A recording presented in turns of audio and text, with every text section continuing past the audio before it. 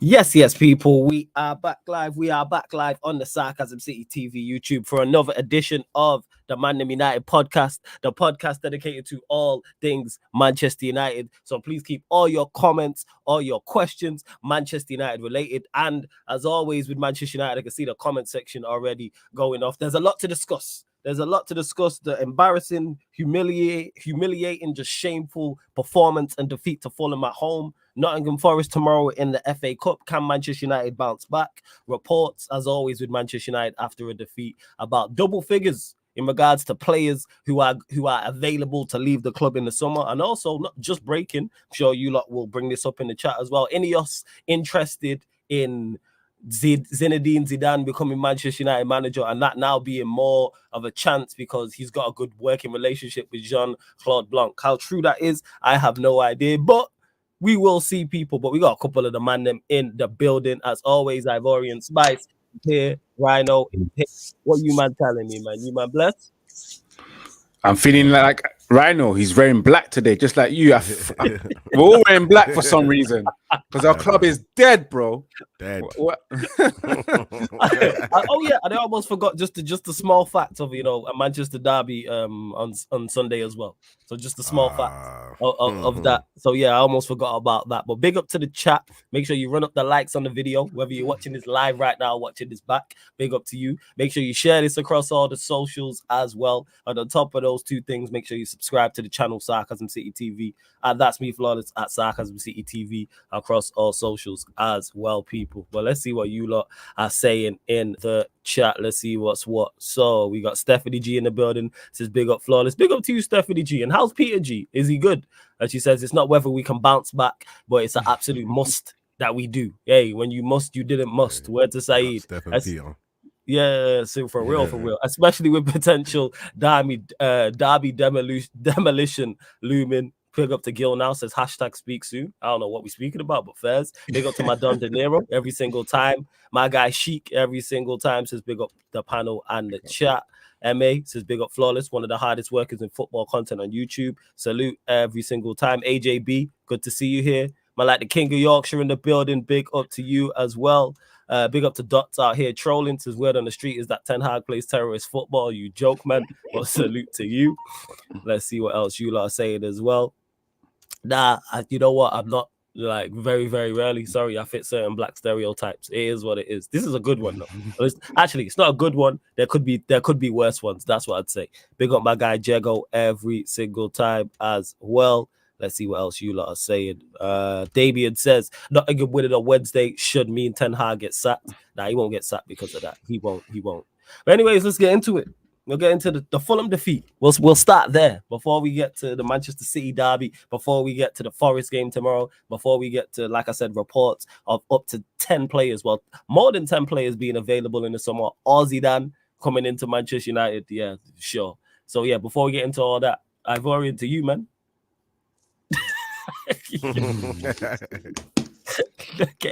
That was Haram football, guys. We played against full Haram, bro. They gave it to us, man. I'm still annoyed by that defeat, you know. Mm-hmm. Do you know the reason why I'm annoyed? Because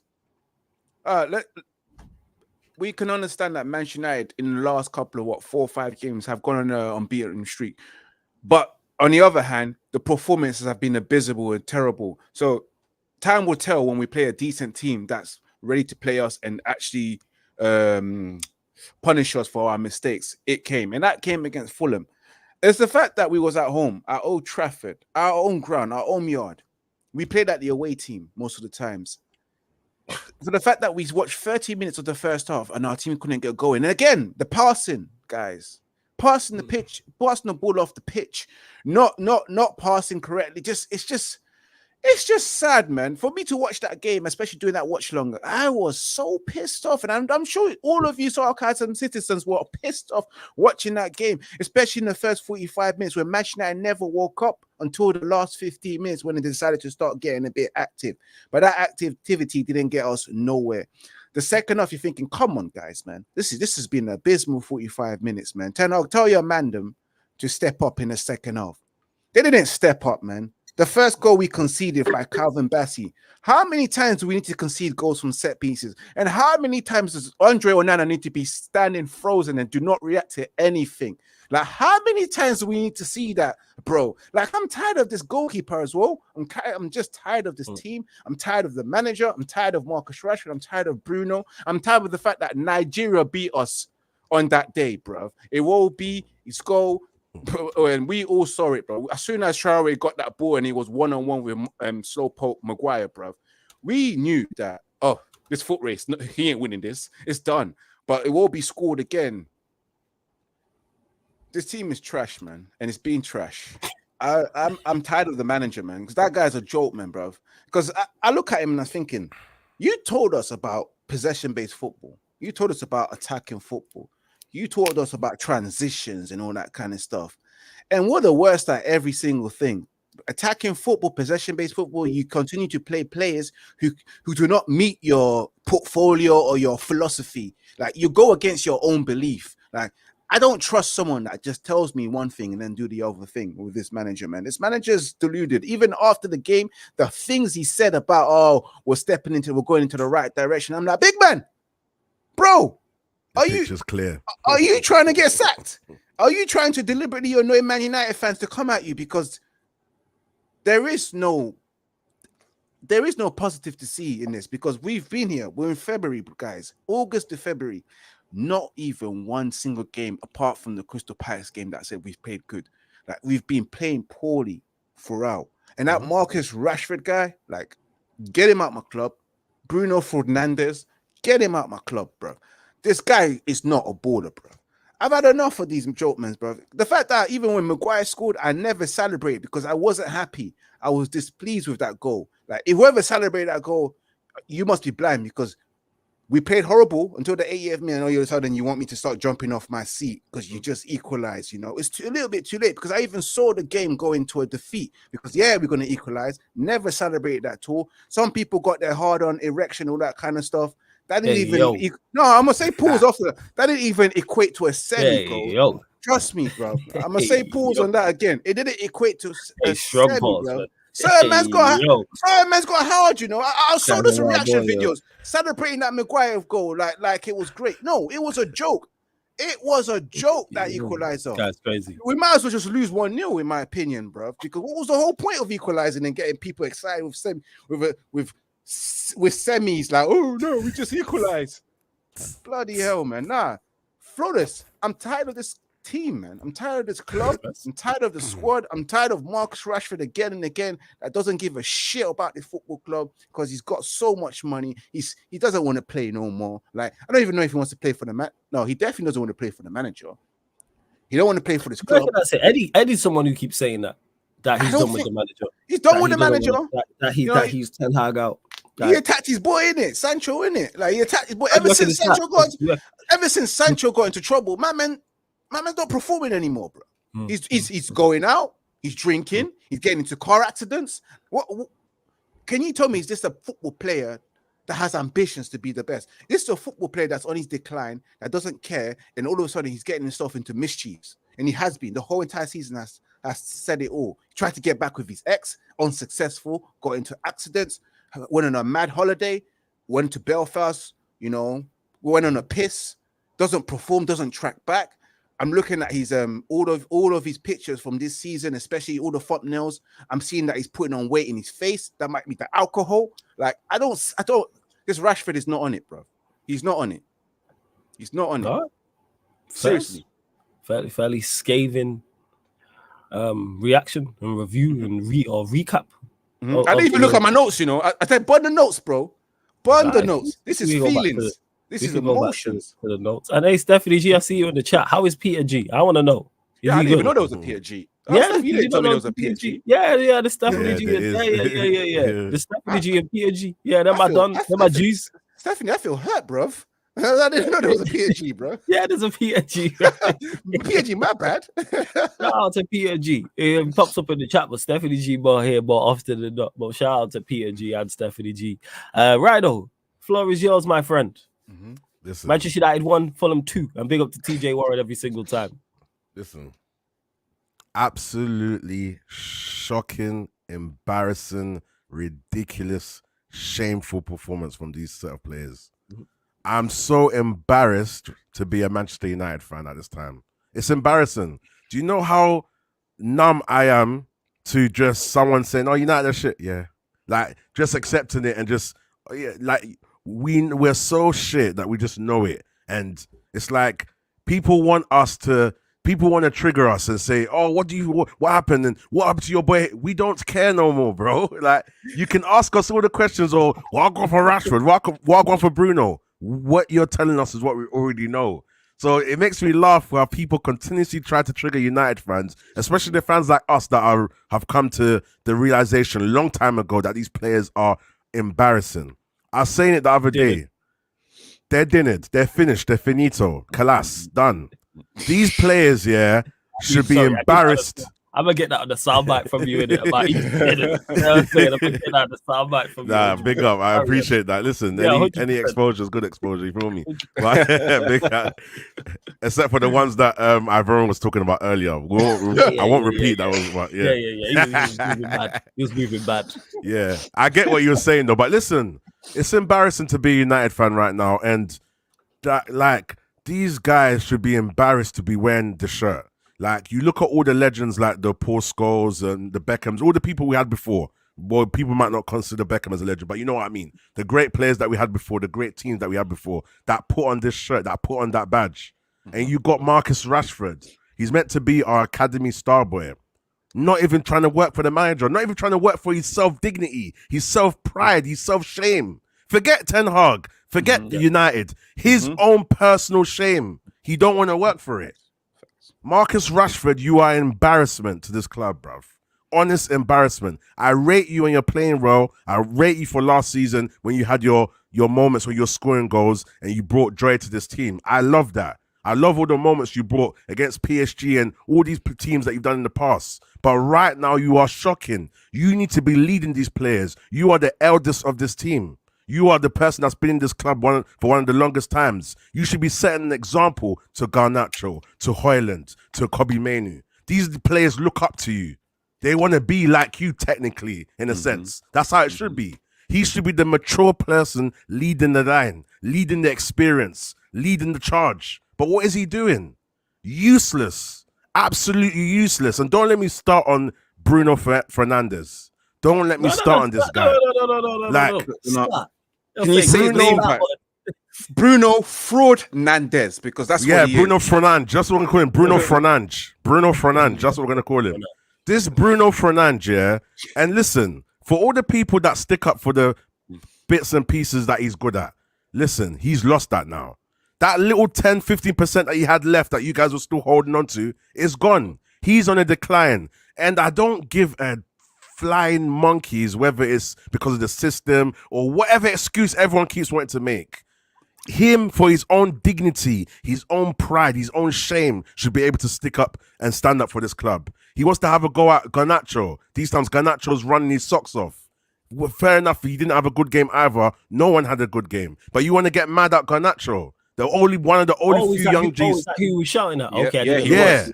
Yes. You feel me? Like, who, like, come on, have some shame. Have some shame, Bruno. Have some shame. And I'm talking directly because I hope one of these clips gets sent to you and you look at me, you look in my face. Look at my eyes, Bruno. Bruno Fernandes. Bruno Fernandes. You need to do better. You are a fraud right now. You need to stop moaning at these players. You need to step up your own game. Worry about your own game. Worry about your captaincy. Tell your boy Marcus Rashford as well, in case he might happen to see this video. Listen, you guys are an embarrassment to this club. We pay hard-earned cash to go to these games. Someone like me, I live in South London. I'm traveling and stuff. I have to stay over if the games are in the evening. You got players, you got people coming from New Zealand, traveling 24 hours to come and see you. You got people coming from New Jersey, traveling 12 hours or 8 hours, however long that the flights take. I saw on United View, the lady came to Old Trafford for the first time. 24-hour flight to see you lose against Fulham. Salute to Come on. Like, even if, like, and then you guys want to turn up in the last minute. What is this, a rave? when they start putting on the slow jams now. I don't get it. When everyone thinks, yeah, they're gonna get a wine now. Like, yeah, it's time for the wine. Goes, you know what I mean? it's time for Yeah, wine. you know what I mean? What is this, bro?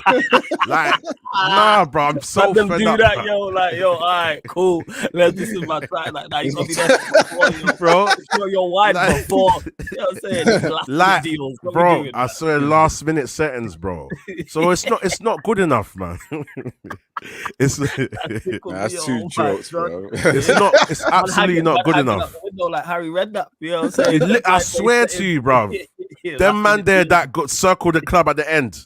We've probably all been there, you know. Yeah. Let's just drive around quickly but Yeah, years yeah, ago. yeah. In the life in Once Upon a Lifetime, like, you know what I mean? Yeah, the circling the club. Up on our crimes, man. The statues Yeah. of limitations. Yeah.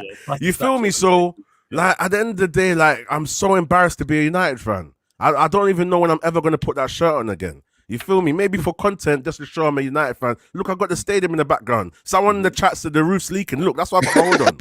That's why I got my hood on, bro. I'm trying to dodge it. Look, like bro, like, you feel me? Bro, that this club is shocking, man. It's shocking. So at the end of the day, big up Rants as well. Hey, salute to my dog Rants every single time in the chat. Tequila tendon.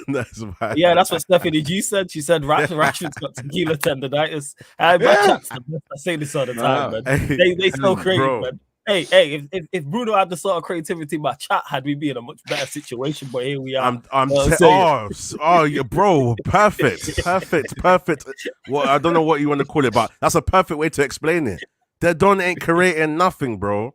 Like, I don't think he knows how to create a new folder on Windows, bro. Nah, like, I don't. His mouse is not clicking. His mouse is just like, you feel me? That guy couldn't create a splash in a puddle, bro. You know he just left clicking. You know what I'm saying? He ain't clicking the right click, just left clicking. Bro.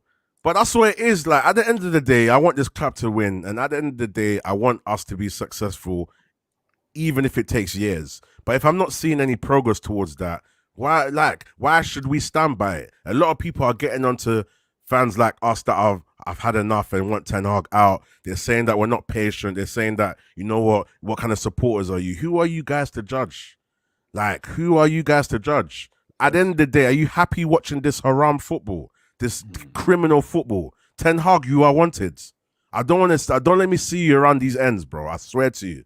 Don't let me see you. The phone call to the Young Bucks will happen straight away. And do you know what I mean? Like, Ten Hag, yeah. Let me even go to Ten Hag now. What? Flows yours, family? Ten Hag and you and these comments, bro.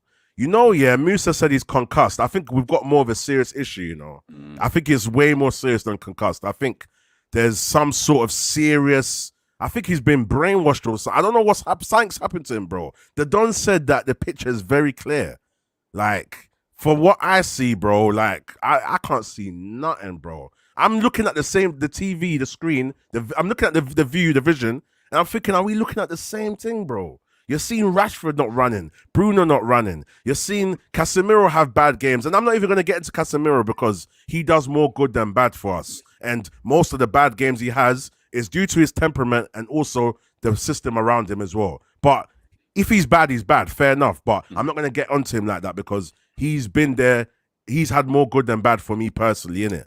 You feel me? So at the end of the day, bro, like, it's not, I can't watch this any longer, bro. Man's going to Nottingham Forest worried, bro. Remember, I always talk about this car. The car broke down at Fulham. Man had to wait for the recovery truck to pick us up. The car's in the garage. The guy, you know what the mechanic guy's saying to me? He's like, God. You know when you look at the, you know when he's checked the car and then you say, yeah, what's the damage? What are you saying? And he just looks at you like, and you're just thinking, oh shit, yeah, here we go. What's wrong with it now? And he's basically saying, bro, if I was you, I wouldn't even get into this car. It's a write-off. It's a write-off. You might as well scrap it, get rid of it, see what P's you can get for the parts. But certain fans still want to jump in the car while it's rattling and jugga and shaking, bro. These fans want to jump in. Like, come on, bro. They think because they're wearing a seatbelt, it's all cool. They're all fine. Like, make it all animals. Bro, so, yeah, bro. So now what? We'll go to Nottingham Forest now. Shook. Man City, shook. Like, you feel me? We're shook, bro. Brother, and I'm hearing these pussy old players are all trying to back out the game, saying they don't want to play. I don't know if that's rumors, Some of them are saying, oh, because they're embarrassed against Fulham, they want time off on Sunday. Shook heads, bro. Yeah, it has to be rumors. Yeah. Because I'll be ready to play definitely. that Shook One song. You know that Shook Ones? I'm ready to play that song, bro. I swear to you, fam. Like, it's an embarrassment, bro. Like, you guys are getting paid lots of money. You guys are living all the lifestyle. You've got all the Instagram followers. You've got the lifestyle that a lot of these young kids want. But you've got people like Kobe Mainu and young ballers, even though Thingy's not that good, or I haven't seen much of him forcing, you got guys that really want it, that want to be up there. You feel me? Show the effort. And you got effort, effort. And that's what we've bowed down to as a club now. We just want players that have effort. That's how much the standards are on the floor right now. Oh, if he does well, effort. Oh, he shows heart. Dallow's got heart. You know what I mean? That's what we've bowed down to right now. So I don't know, guys, man. That game was such an embarrassment for me, and I feel like I'm fed up, bro. Like, these players need to have some shame and dignity and actually step up for their own self-pride. Forget the team, forget everything else. And then on top of that, you do need to step up for the club. Do you know what Manchester United means in terms of the history and the legacy? Look at the class of 92. Look at the players that we've lost due to accidents and stuff. Like, come on, don't you have some shame and pride for this team? So yeah, bro, that game was absolutely, and it was coming. That game was coming. So for all the people that are saying, oh, be happy with the results, you see, but where was the performances in between? Because if there's results and there's slow improvements in performance, I will take that because I can see the vision. But Ten Hag wants to say there's a vision that is clear, but then we're not seeing no progress on the pitch. Then the results are faulted now as well. So what are we going to do to go to Nottingham Forest now? We're scared to go to Forest, bro. You know how mad that is, bro? Fulham ain't beat us at home since, was it 2009 or something like that? 2004. Bruv, 2004. Come on. That's it. Come on, man. So, yeah, that's all I have to say right now, man. The club, these players need to be embarrassed, man, and they need to sort out themselves. They need to all go, man. They can all go, man. What you say, they can all jump off the cliff. Respectfully. You know, I don't want anyone to commit anything, you know what I mean? Yeah. Like, we're not talking literally. We're not saying literally people. It's from a hypothetical standpoint. Yeah. Shout out to Rand if the cliff was the team and then the off the cliff was leaving the club, you guys should all jump off the cliff. I'll push you. I'll boot them off. I'm over pushing. I'm going to doing this one. Boom. Straight off, bro. Hey, big up to Rants as well. Big up Rants. He's not concussed. He's a sociopath. Words. I hear you, Rant, for real. Big up to Sheik. Let me get these couple super chats as well. Big up to my Dun Sheik. Make sure you subscribe to Sheik TV as well. He says, this has been the worst performance of the season easily. And we've lost 3-0 to Bournemouth this year as well. There's no vision, no passion, no aggression. LOL. I hear you. I said this after the game. That's when I signed out. I think that was last year, though. That's when I signed out. No, you signed up for the Bournemouth game. Now, when I say that's what I said that in regards to the Fulham game. Obviously, I've given my thoughts on it. I'll give my thoughts on it again after Leon's give his thoughts on it. But I said I think it was the worst performance of the season. It was shameful. I'm saying, I think, and we've had some bad ones, but that one was a new low to me. Big up to my Don Cam as well. Joke man, he says 2-1 Fulham. Hold that. Big up the ManDem. Shout out to my guy Cam every single time. Love for the super chat as well. Leon, over to you. I'm saying, actually, before over to Leon, big up to everyone in the chat. There's over 60 people here. Run up the likes, because the likes is not like check 1212, like check 1212. Let's run up these likes, people. We're only at 34. Let's get up to 50 likes. Yeah, come on, guys, run it up, man. You don't want to be doing as well. Trashford running stats, bro. We need to see more. Come on, bro. We need to see you active on the likes, bro. Got man just running laps. You know what I'm saying? Just got man running laps. And Cam, I did read your super chat out, you joke, man. I was just letting Rhino finish what you had to say. But yeah, run up the likes and subscribe to all the ManDem as well. Ivori, Rhino, Leon. All their links are in the title, people. So RedUnitedTV, Rhino, MGTV, Unleash Sports as well. All there. Big up to my guy Kurt every single time. Kurt Chaos watching all the way from Australia. What time is it over there, Kurt? Big up to you. He says, big up the guys who in the team do you keep? I'm not fighting to keep anybody. I'm not going to lie. Same. Like forget like a Mano, you know what I'm saying, a Varane, because I think he's consistently good. Casemiro, that's it. Like, I'm not saying everyone else that I've not mentioned should go, but what I'm saying is I'm not fighting to keep him. Martinez, you can put in the mix, but he needs to he's got to stay fit for a season. You know what I'm saying? He got injured towards the back end of last season. He's been injured twice now this season. He has to but everyone else, if someone was here and was like, I want to get rid of everybody, I'm not really arguing you down like that. So yeah, that's just me. That's just me in regards to who I keep. But big up for the super chat as well, Kurt. Right, it's 1:08 a.m. Hey, salute to you, man. Big up every single time. But Leon, my done. Manchester United 1, Fulham 2. Look at what When you say that, it triggers man again. I swear down, bro. It's crazy. Down. Yo, big up everyone, man. Sorry, it's good Leon. To see sorry. everyone in that. No, it's all good, man. It's all good. Rhino. Yeah. I didn't think that this day would come, man. The club's really got to you now, and I've never seen Rhino go off for that long like that. Yeah, but I feel. Luckily for me, I always dodged the bullet in it. I was working a boxing show on Saturday, so I didn't watch the game. And if you're saying it's the worst game of the season, that's happened a few times this year, and it seems to the things that are outside of this seem to come in at the right time. So. Thank you very much. The boxing event. I'd have to watch that shit, but I knew it was going to happen. What did MA say in the chat there? Leon, would you resign Dan James? What do you mean resign? Oh, no, he's trying to start the conversation. Resign. We're not doing that. We're not doing this today. Not today, mate. People, I'm not going to open the can of worms again, but all I'm going to say is, don't career. Dan James Garnacho, that's my prediction. I'll just be real with you, innit? Do you know what I mean? So, yeah, I'll be real. I think by the time we look at it in the next few years, everyone's going to be like, it wasn't really much better. So what are you trying to say? Garnacho's going to end up in like a team like Real Sociedad or something like that? Is that what 100%. 1,000,000%. Yeah, kick and run, man. Do you know what I mean? Shout out to Eddie, kick and run, man. But yeah, United, what was the question for us? Coming into Man United, bounce back after Fulham. I was just saying thoughts on the game first and foremost. Forget even bouncing back. I've seen the extended highlights. Obviously... Nearly said I expected us to do better. I don't.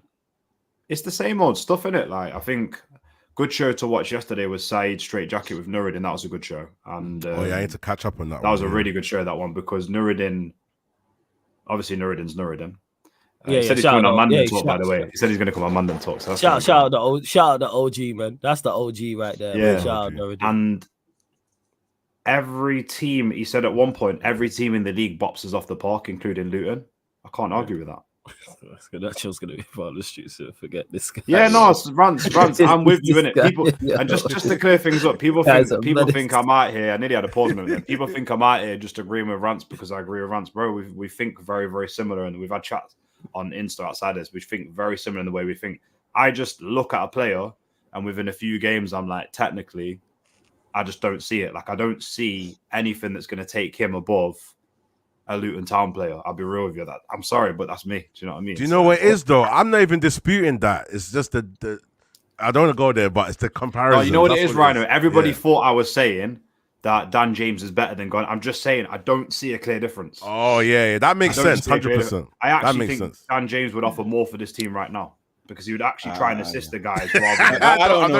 I don't even know where Dan James is. You know what? Do you know why? Before we move on, because this can spin off into whatever. No flaws. I feel let's make sure you got the wheel holding onto the wheel tight, because this could just hey, bro. Because listen, nobody can tell me any different here. Yeah, you can disagree with me, whatever. Yeah, Dan James on the left and Palestri on the right, or Ahmad on the right. Yeah, they assist and give Hoyland more goals. They don't bun all the shots like Rashford and Garnacho do, because Garnacho's having 4 or 5 shots a game and he's crap. So there you go. It's about doing the simple things well. And I love Adam from Canada, because he always says that, you need players in this squad who are going to do the simple things where everyone's looking for, I want my winger to take 3 guys on and then hit it, top bins. That's not going to happen week to week. What will happen? Retaining the ball, going to the byline, cutting it back, not being uncomfortable about holding the ball. Do you know what I mean? All them things. But that's a conversation most United fans don't want to hear. They just want Vinicius to come in and we score 100 goals and we win the league. It doesn't work like that. The game, when you've got a Iwobi running through your midfield having a field day, looking like I don't even know, man, a prime ball carrier. It is mad. It is mad. And my man was having enough scuff shots, and just, do you know what I mean? Like, so I don't know. I'm hearing, I didn't see the full game, so I didn't get to see the Tim Ream masterclass, but I'm hearing he had an absolute masterclass on us. He went away. Yeah. You know what? The crazy part is, Fulham didn't even have to, Leon, Fulham didn't even have to play that well to beat us. Like, no one in their team was like, no one played exceptionally well. Yeah, that's the problem. They were horrible. That's what frustrates me the most. Like, don't get mistaken. Fulham thoroughly deserved the win and the 3 points. But like, as always, when teams beat us, no one's beat us playing their best. No one's been 10 out of 10 where you go, whoa. They just were absolutely like, we just roll over and play. When all you have to do is word to Eddie, just try hard. You try hard run around, be a cohesive unit, and you'll get joy against Manchester United.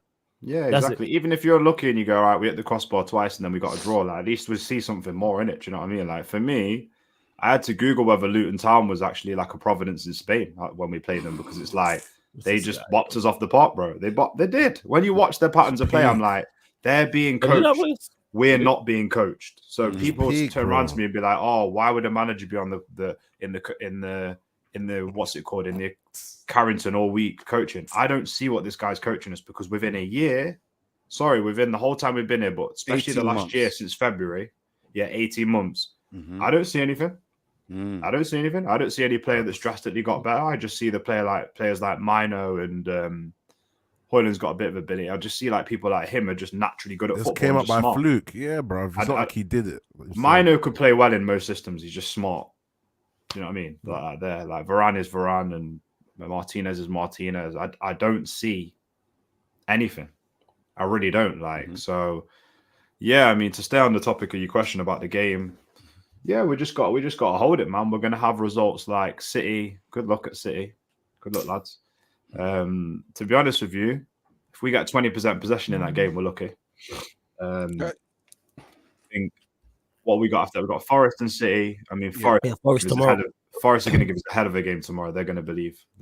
Where is it? At theirs? It's at Forest. It's at the Forest of Nottingham, bro. Trust me, it's in my hometown. Trust me, they come out for that. Do you know what I mean? They come out. My brothers will be going out. They come out for that. And I think I seen a run afterwards where it's like Brentford and something else, and then it goes back to Liverpool and Chelsea back to back, doesn't it? Something One like second, that. I'll tell you now. Hold on. It goes like Brentford, Sheffield United, I think, something like that. I'll pull up the fixtures right now as we speak. So yeah, Forest tomorrow, as we said, then the derby, then Everton at home, then Sheffield United at home, then there's an international break, then Brentford away to end March. And then does it go Liverpool, Chelsea? And then after that it goes 1 second. Yeah, Chelsea away, Liverpool at home. So like Everton under Sean Dyche. What's your team talk against United right now? It's like, yo, if you guys stick it on these for more than 45, 50 minutes, 60 minutes of the game, yeah, then you're going to win the game. Because, like, Ten Hag has got the cheek to come out and say we played well. Nuruddin smashed it. We played well for 10 minutes. You're not going to fool us. Like, you must think, Ten Hag must think that, like, you man are blind. Ten Hag must just be like, yeah, they're blind. Like, flawless, Rhino, Ivorian watches the whole 90-minute game. This guy comes out and says we played well and it's 10 minutes, and you guys are like, we didn't play well. You can't sell it to us. It's like the car analogy. Rhino always uses the car one. Yeah, it's that man saying like, "There's no rust on the car," and it's like, brother, there's rust on the door. No, it's not rust. It's the way that the color job. It's this type of this certain model has that kind of orange on it, brother. No, Leon. Now you're saying this, yeah. I feel like Ten Hag's disrespecting us now. I think he's actually disrespecting his fans. He's actually taking us for a while. I said that. I'm deep in it, bro. Do you know what, guys? Let me just say one more thing. Yeah, go on. The desperation is really bad now. Like I was on Staffy's the other night, and we were talking about the comments where people have like gone way into it on Twitter. I've seen going mad about like, oh, the club have said they're back in turn. I can't believe it. Why are you believing that? He has to say that. He has to say that. He's not going to turn around and be like, and here's the thing, and I'm going to spin off to Ineos a little bit. He has to say anything he can to back up what he's doing, because he's so blindly down that road that he has to back it. Do you know what I'm saying? Like, if you're in a car and someone's driving, let's go back to the car analogy, yeah? You know, I'm sure this is the wrong way, bro. And they're like, nah. And then you end up going the wrong way and they're like, nah. Like, go back. You know what I'm saying? Like, we're going the wrong way. Do you know what I mean? Nah, I'm sticking to it. Like, you're an idiot. Do you know what I mean? So then, like, with Ineos as well, yeah, he's going to turn around and say, oh, yeah, they're backing me and rah. They ain't saying nothing to him. They're not saying, this is the conversation where it's like this, Flawless. It's like, they're saying, yeah, you keep doing what you're doing, and we're going to have conversations as we go further down the line. Yeah, he's taking that as backing them. You're small fry, my brethren. Right now, we're focused on sporting director and the bigger things. We'll get to you. We've already decided on you. We'll get to you later down the line. So I don't believe any of this paper talk. Like I say, just before I hand over to Ivorian, you rate this manager across all board of his attributes. Yeah, I've been saying this for the last couple of weeks. You rate him on your in-game management, your coaching. You rate him on your man management. You rate him on the way he talks to the press. You rate him on like adaptability. Yeah, you rate him, out of 5 or out of 10, yeah, this guy is a 2 or a 4 out of those marks there. He's all round poor. So for me, it's down to them guys to make the right decision now. If they keep him, I lose all respect for Ineos straight away. Yeah, I was going to say something, guys, because I'm still rattled by the game, especially the team selection. What confuses me about Erik ten Hag is the fact that he's decided to go with Fulham and then ignore. Again, guys, this is what I can say. Ahmed Diallo, the guy that's been playing championship football, has played men's sports, the game itself. You bring in a youngster who's hardly had played any games at all. It's going to pull him in that situation. How is it possible that Fulham is ahead of Ahmed Diallo? And then on top of that, what I don't understand about my manager, because he's delusional, why did you sign Amrabat? And then as soon as Casemiro gets injured, you bring him McTominay. Am I wrong to say that wasn't Amrabat signed in order to replace Casemiro just in case he gets injured, to play alongside him or be that backup DM? What's going on with this manager? And how is it possible? Basic decision making, because you're right. You're right. Amrabat was signed to be the Casemiro replacement, and he brought on Eriksen, and it's like, why not play Amrabat? Because he's the closest. And also, was that because of Mainu's injury as well, innit? As well, because of that injury, Mainu's injury at the time. No, he came off. No. We talk. I'm talking about I'm talking about the Fulham game. Oh, Casemiro getting injured. Okay. My bad. Just in the actual game itself, and then he took him off. It's like, what's going on? He's not. Okay, he's not putting Amrabat. Sorry. He puts on McTominay, and then McTominay offers again nothing. If he's not scoring, he ain't offering anything. So I'm looking at this match and I'm thinking, you're not serious, bro. You're gonna lose your job. You know, it will happen. You know, you're doing it to yourself. Like, you're saying stuff that I don't believe. Forrest don't believe. Leon Reality doesn't even believe that shit. Rhino doesn't believe it. Danny Cinnamon don't believe it. Everybody here don't believe it, bro. I look at him like, bro, just stop it, man. Just don't say anything. Just smile and just nod and don't say anything anymore, because you're pissing me off, man. And on top of that, the light on your forehead keeps shining on my glasses, bro. That's what really pisses me off in those press conferences, bro. Let me get to this. You know what I've worried though? Like, I don't even like try and understand what he's doing anymore. You know, I just don't even. I don't, because I fully understand where to Rhino. He's dinnered. He's panicking, and he's going to consistently make bad decisions. And that's why. It's just the way the excuses from fans continue to get more elaborate. And the reason how I know he's doing a bad job is because people who back the manager, when we have a bad game, the first thing they want to talk about is fans who are critical of him. We are critical of him because of the results. Excluding this past run before the Fulham game, the results have been terrible. That's why we've lost 10 matches. This is why we've scored 36 goals and conceded 36 goals. This is why we have a 0 goal difference by the end of February. This is why we had one of the most embarrassing Champions League campaigns. This is why we are losing to Fulham in embarrassing fashion. And how many records has he broken? How many teams have won at Old Trafford or have beat us for the first time in 20 years, 30 years, 40 years, 50 years? Look at no one we can't turn to no one and say they're having a good individual season. Let me even make that clear. Because you're a music man and people think you're talking records breaking like it's a good thing. He's not talking about music records, bro. Nah, like he's breaking he's in the charts of that. Yeah, he's talking about listen, first time. ManDem are coming in to lose their virginity to us, you know. Last time. Nah, bro. Teams are coming to us losing their virginity. They're like, you was my first. You was my first. You know what? It's not a bad analogy because we're getting run through every week. Oh my God. Crazy. Yeah, like, hey, he's not like Ivorian's crazy. He's not lying, but it's still a bad analogy. But he's not. I'm gonna add something else, but statue. What's the thing you said? The incriminating. I'm not gonna. Oh, what the statue you need a pause video. Story needs a pause. You know what's that? Let me just say it quickly first. Sorry.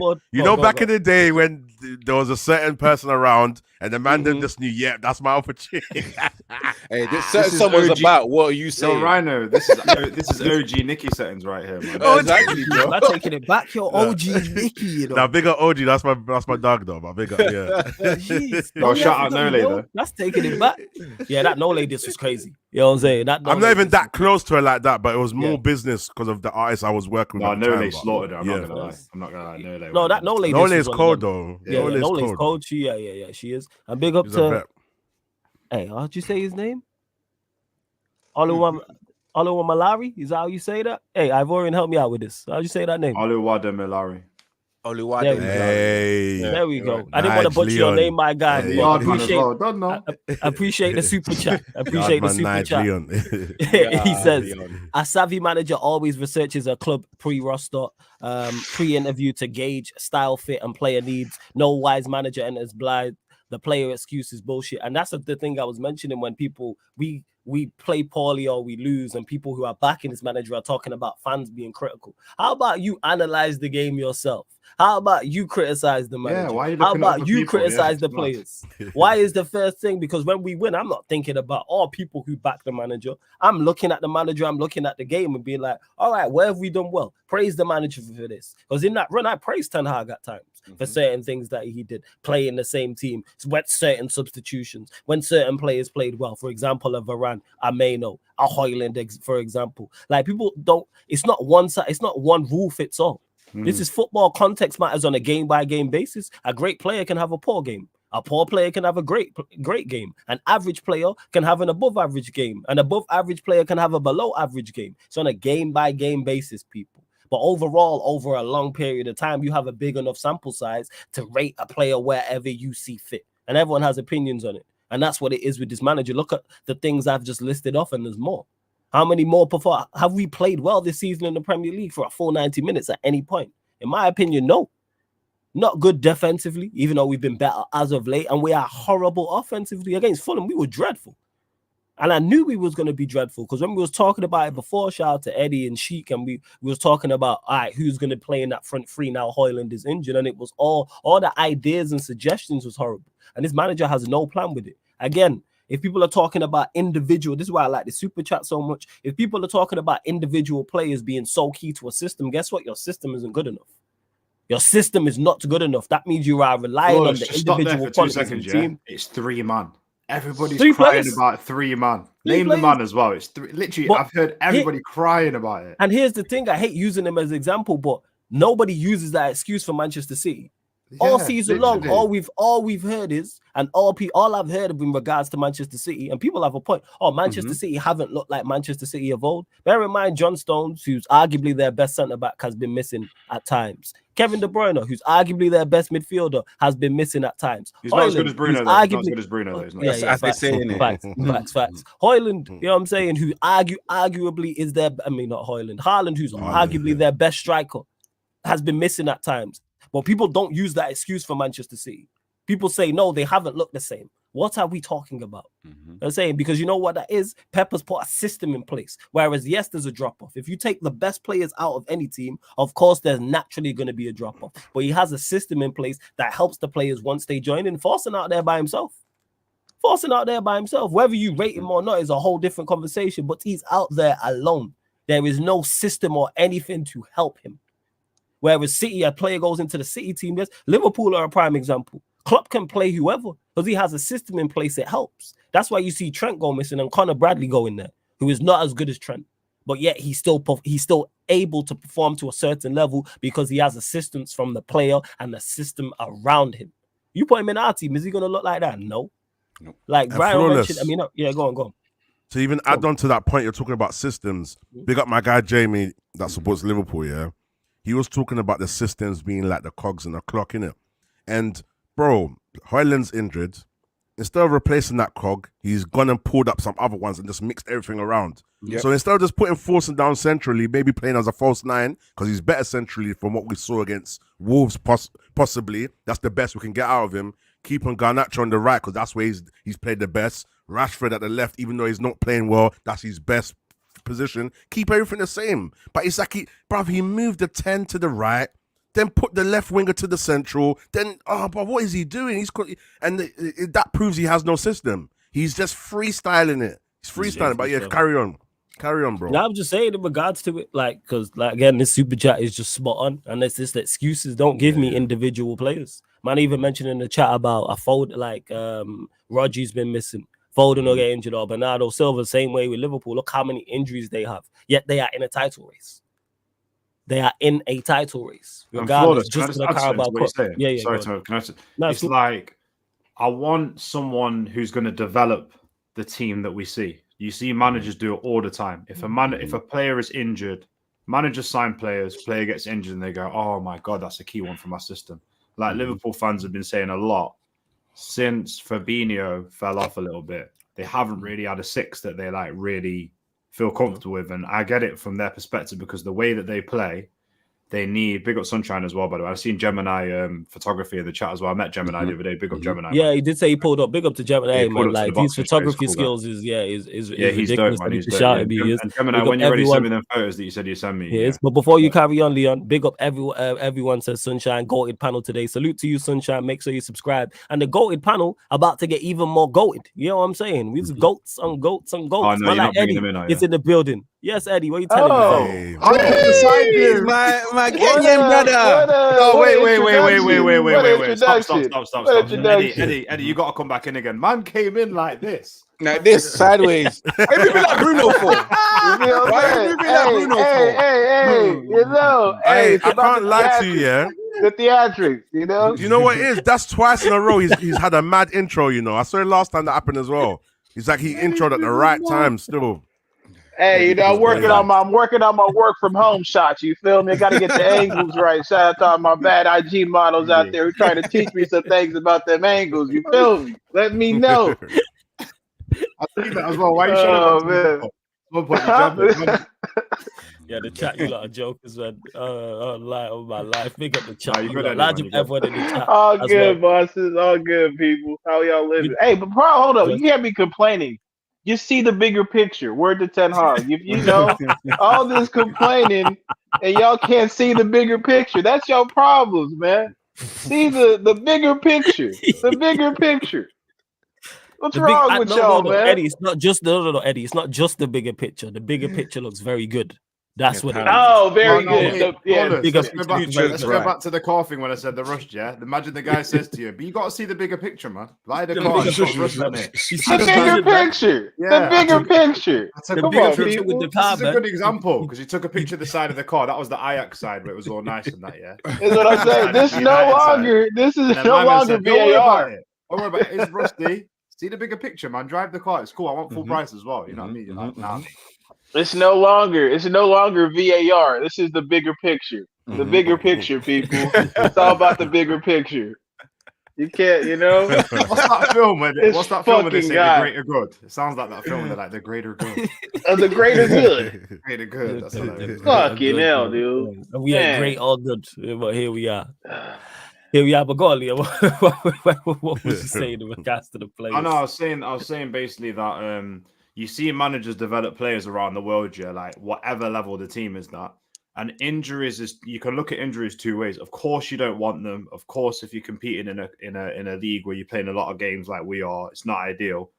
But it gives you an opportunity to bring players through that you never thought you'd bring through straight away. Like my mindset, I'm a solutions person, so straight away, like I want a manager that thinks like we've had ample opportunities this year to play Ahmad, to play Hannibal, to play Kambuwala, to play. Well, I wish Malacia had more chances just to see what he's actually made of in it. But like different people in that year, and like even mix up Ericsson in the 10, like I was saying to people, or even try like Cass Amrabat and then Mano in the 10. Just try something where we can actually see players develop and get experience. Even if Mano's not a 10 and he tries it, and he goes, right, cool, if I ever need you in a desperate situation, you could hold it down there a little bit, or do you know what, I'll play a flat 3 like Liverpool do. Do you know what I mean? Like, but there's no adaptability or change to sit there and cry in front of the biggest fan base in the world. Like I think we are the biggest fan base in the world. Like, why are you crying, bro? You've got everything you wanted. You looked at the club and you said, I want it all. I want to take the keys and everything. Yeah. And then you're crying, bro. Like, why are you crying? It's mad. Imagine you, Reiner, you go to like, you guy goes through and he blows and he gets with a big producer in front of someone, like one of your artists is collabing with, I'm just going to use like Gets or Storms or something, yeah? and they just start crying. Oh, it's not the beat that I thought that I wanted. And then man was looking at you there like, who's this donut? Like, yo, just rap, man. Get in the booth and rap. Yeah, it's a rap, bro. Rap. You know what I'm saying? What we talking about here? I've been there, like, yo, you just get thrown in at the deep end, and it's like, yo, and that's a great, you gotta get it together. Exactly. A great analogy. Yeah, do you know why that's so good? Because the young artists that I've been managing in the past and currently, they upshow some of the older ones sometimes in terms of their confidence and their hunger. So it's a good principle of what United. It's the same kind of thing of what United is now. The older ones that should be in the booth rapping their bars are the ones crying, while the young G's are there spitting the. Right. If you feel me? You're a rapper. You're a rapper. I've been in the studio with Wiley. Guess what? You know what I'm saying? That was out of the blue on the day. It's like, yo, have you got 16 for this? All right, cool. Yeah, I got something. Boom. Placed it. You know what I'm saying? And there was hella there. Trust, man. And there was bad cold man in there. Wiley was there. Tux was there. Other people, Hypes was in there. Like, yo, you gotta get it together. Like, that's and Flores, you knew that moment that you had to bring in your A game. I was like, even if you drop some beats, I have to bring in my A game. Yeah. I was like, yo, I can't sound out of place on here. All right, let's get this together real quick. You feel me? But hey, before we carry on, there's over 110 people in here. Run up the likes, people. Run up the likes. Continue to get your questions in. But I do the panel is stacked, goated panel, as you lot said in the chat. If you super chat, I will definitely get to your question. But run up the likes. Please hit the subscribe button as well. Road to 10K people. I know there's some new people here looking for some Manchester United fans looking for therapy, some Manchester, and then rival fans looking for tears. Wherever you're here, make sure you hit the subscribe button, hit the notification bell as well. Eddie, floor is yours, family. Thoughts on the actual game itself. Eddie, talk to us about the bigger picture, man. Yeah, again, sorry people for all this complaining of brothers who can't see the bigger picture. It's all about the bigger picture, right? And I guess, well, first off, let me start by saying, fuck all that. Fuck the camera used to take that picture. Fuck everybody involved in that picture. Fuck everybody who thought the picture had some promise. It's some bullshit. It's all some bullshit, people. Point blank, period. Wait. Stop a second. Imagine if Eddie was interviewing him and he's like, yeah, bigger picture. Yeah, well, fuck all that. Fuck all that. Yeah, that's where I'm at. All that. It's just like, bro. I mean, I tell you what, it's like the homie, he's an entrepreneur. He's an entrepreneur. We'll put it in quotes, right? Every time he come through, he's like, yeah, bro, listen. Look at what I got for you right now. I know that shit I gave you in the past wasn't that cool. But what I got for you right now, listen up to what I got to give you. You start listening, and like 5 minutes in, you on that same bullshit. You just put it in a different package. So we don't believe you. Like, I'm sorry. Like, it was poetic. The entire match was poetic. From the Nigerians packing us up after Ivorian and I spent all that time glory of their defeat, right? To Ten Hag keeping that same stupid ass look on his face, to Maguire being the reason we tied the game and lost the game. You encapsulate it all. And it's like, yeah, you know what? This is a typical Manchester United performance. This is the Manchester United performance we've been seeing for at least, I'm going to say, since Van Gaal left, right? And Van Gaal, I guess he had to leave, but honestly, Van Gaal was the last person to at least make it look like we had some type of intellect while we're playing the game of football. Amen. Right? Now, I understand, the 0-0s were getting out of control. I feel you. Like, I couldn't deal with another 0-0. I was younger. I couldn't have the vision to see the type of bullshit this club would put me in. Otherwise, I guess would have stuck it out with Van Gaal. See where we could have. Eddie, you never saw the bigger picture with Louis Van Gaal. You know what? Thank you. My fault. That time it was me. That time it was me, people. I was blind. You were blind. Ray Charles FC in the building. Straight blind. Don't even know where the keys are. All that, bro. Like, I'm just looking at it, and the funniest part was the people telling us that, you know what, you guys should start giving Maguire some credit. He actually looks like he's turning a corner. And all we had to say was just wait. The only thing getting turned is him by Adama Traore of all people. Adama Traore, let that sink in, people. Mr. Olympia really went out there and cooked Harry Maguire that bad to the point where he lost himself on the pitch. He did a full 360. A full 360. Now, I will say this. I think we're starting to get to the point where even the likes of a tryhard like Harry Maguire have lost faith in the entire culture of this club, because if you can't take a second yellow for your teammates, who the fuck you gonna take the second yellow for? Yeah, sometimes you go, yeah. Sometimes you gotta eat that shit. Pause. Yeah. That's crazy. But you gotta do what you gotta do. Pause. Hey, that's a soundbite. And for those, before you carry on, Eddie, someone did say Flawless, are you gonna get a soundboard? StreamYard has an option, and don't worry, I'm gonna get clips from all the different ManDem. So I'm gonna get ideas from the chat, and then I'm gonna get voice notes, I get audio sent over, and then I'm using the soundboard out. You lot see Lewis do it like a pause from like Eddie when he says, "Hey yo, that's crazy." Rhino when he says "did it," for example, etc. You lot know the vibes. Yeah, that was a crazy pause, you know. I had to disclaimer. I put a disclaimer on. You know, I put it in fine print, not the little print that they try to get you to look over. I put it in the fine print font. Yeah, that's crazy. But yeah, just to finish up, dog. You know, then we get to the post match interview, and Ten Hag loves to remind us how stupid we all are and how smart he is. You know, he can see the future. He can solve world hunger. If you didn't know this, people, he somehow has the foresight to tell us all that I can see something that you can't. And if you can't, well, fuck off. That's practically what he said. That's practically what he said, right? So I'm just, I'm gonna play my role. From this point on to the end of the season, I'm gonna keep my eye focused on the bigger picture, people, because that's all that matters. Not the fact that you've given up at least 100 shots to the last 4 to 5 teams we've played. No. Don't worry about that. Not about the fact that we have a +0, I think it is, goal differential. Don't worry about that. Back to zero. Don't worry about that at all. You know, that we had Rashford out there stealing a fucking living. Don't worry about that either. Garnacho, hey, you Garnacho stands. What a performance. But we'll leave that alone for another time. Anthony was playing left back. Your man's. You spent $80 million playing left back. And then this was the biggest fuck shit of all. You put Diallo on for 10 minutes, then you can save your goddamn job. Cause let's keep it a buck. He tried to recreate McTominay with the mod. Ahmad said, I don't even know who the fuck you is, bro. I'm cool. I'm cool. That's the bigger picture, bro. But you know what? Fuck all that. Fuck everything I just said. Yo, shout out to Rhino as well, who said that he'll play the Anthony at left back time ago. I know. He's actually crazy. Someone said in the comment, and I just checked out. He's actually backed. He's come out and backed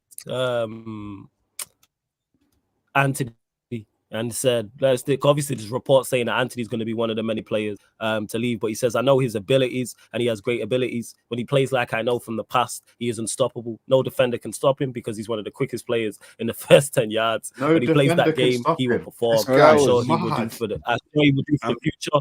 I'm sure, one second, I'm sure he is resilient. He is a character. And he will fight back, and I will back him. He has to now wait for his chance, and once he is there, he has to pick up. So he's backing. He's definitely gonna fight. We know he's gonna fight. We know Anthony gonna fight for sure. He gonna fight. Yeah, we're gonna fight. He gonna scrap. He gonna scrap. Depending on what gender you are, he will fight. You know what I mean? He gonna fight. He gonna fight. When you said it, I wasn't sure where you were going with that. Yeah. So wait. According to Ivorian, based on Ivorian's statement, that means all I'm saying is I ain't never seen him fight. Nobody on the pitch, but I seen him fight. I seen him fight.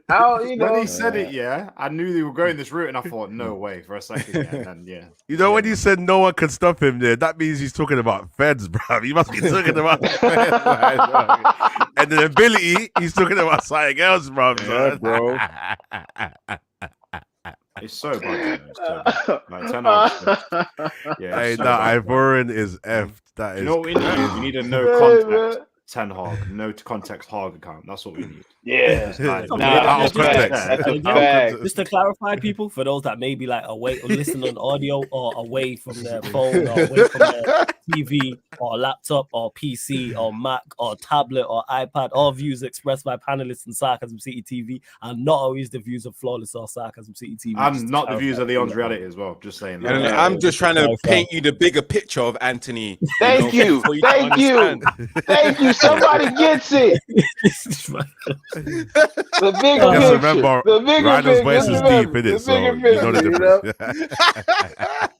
You see you like This fucking guy, bro. No, have you seen what Sheik's put in the chat? Yeah, Sheik out here wilding, but shout out to Sheik every single time. A lot more delusional than my babes. This guy, big up Sheik, bro. Yeah, big up Sheik every single time as well. And 1 second, did I miss anything? Let's see. Oh yeah, to this again. Big up to you for the super chat again. You man pronounce his name again? I was saying I don't want to butcher it. Oluwade Milari. There Fasari. I got the last one. I'll just call you Fasari because I don't want to butcher your name, my guy. But I appreciate the super chat. He says Ten Hag must adapt to injuries. That's top level management. No injury excuses. Game adaptability is key. Unconvincing wins hint at unsustainable tactics. Hey, you preaching to the choir? This is a bigger picture I can see. I see the whole picture. It's not Ten Hag, so I like how Ten Hag be painting. I'm not gonna lie. I don't know what camera he's using. I don't know. It's not 1080p. It's not 728, 480.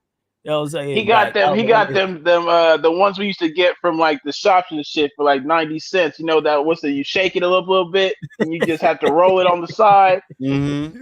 Not even the Polaroid. He don't even got Polaroid. He got dollar store type shit, bro.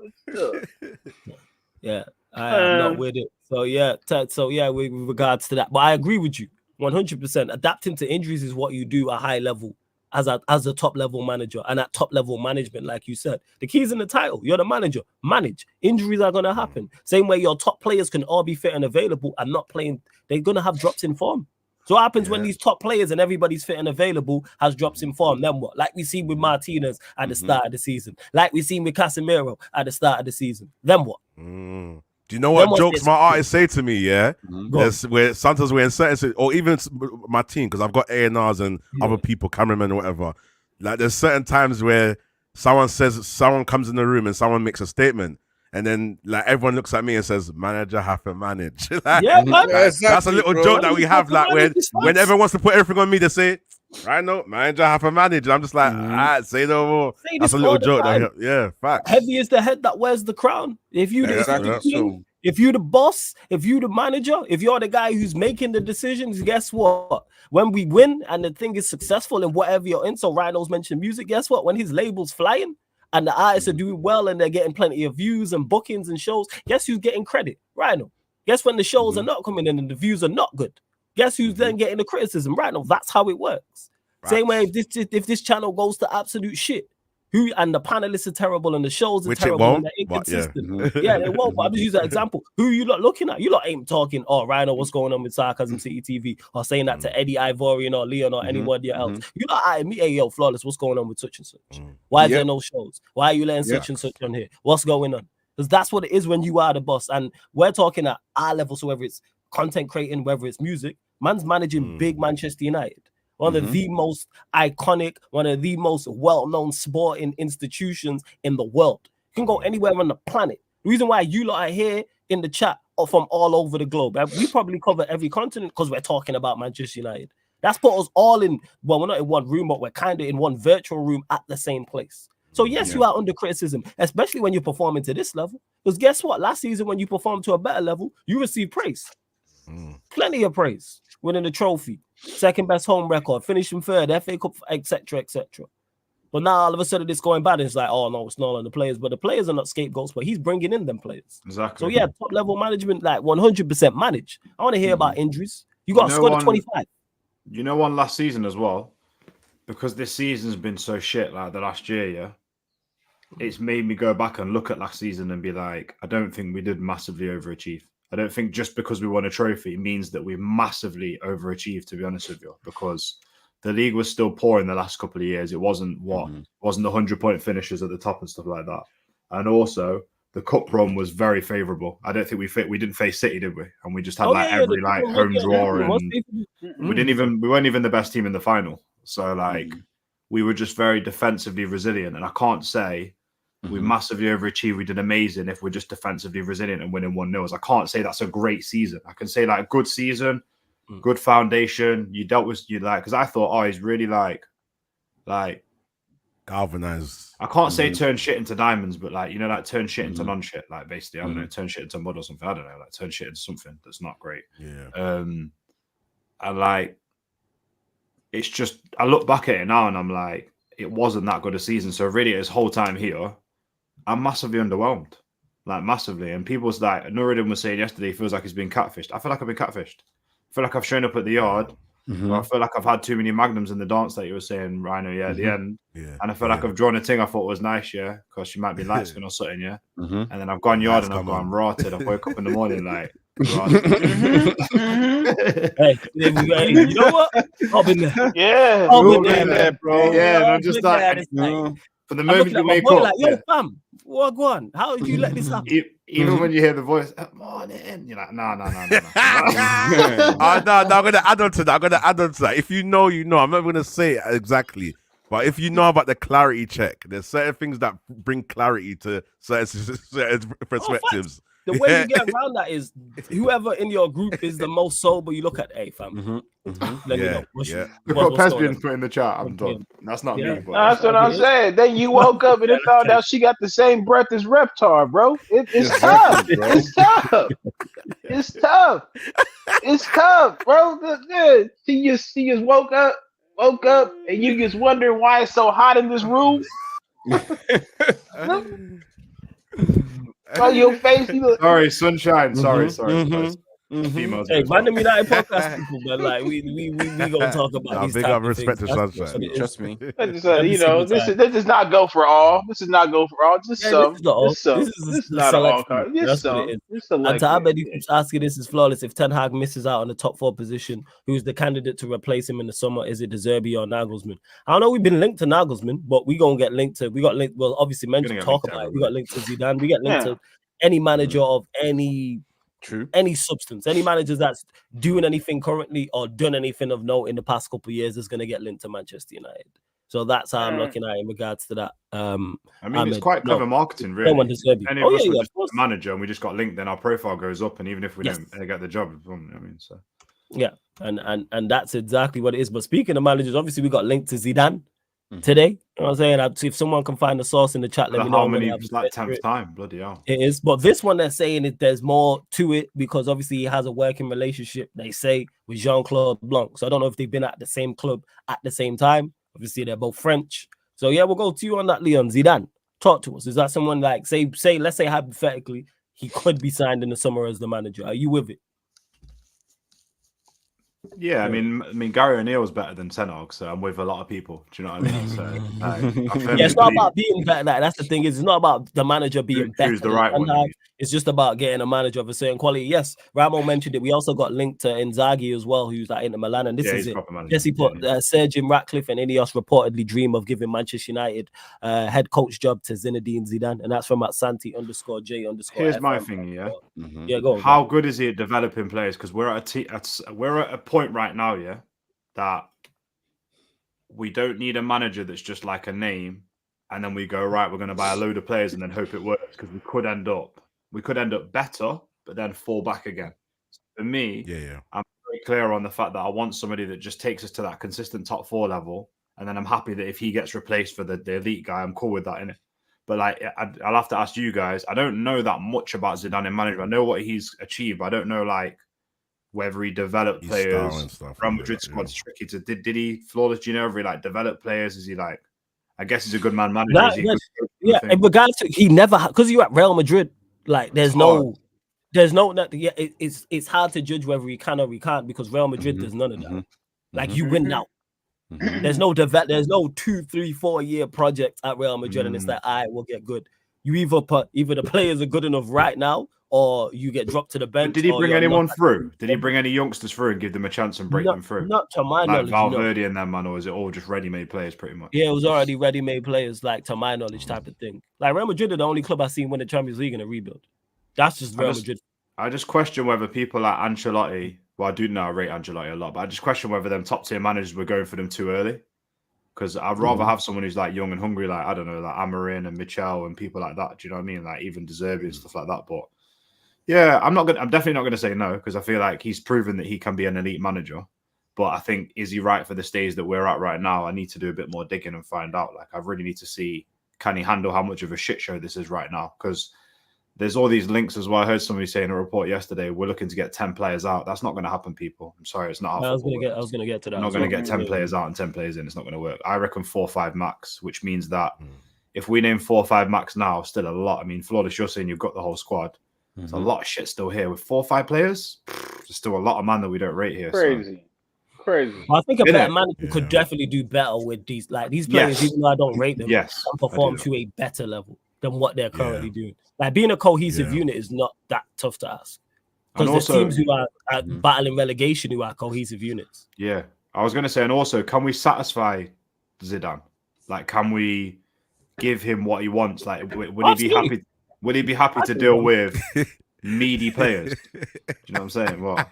Pause moment. Because I was going to say pause as well. I thought no one cut. I was like, Eddie, can we satisfy him, you know? Hey, I can't lie. I said nothing. I was thinking it, and then I was thinking, okay, let me be professional then. Eddie's face. Eddie, your face said everything. That's what it was. Your face. I was going to let it go. Leon, my bad, dog. My bad. It's the side profile. It's the side profile. It puts the one eye really in focus. I'm doing the whole work from home thing. I gotta be better.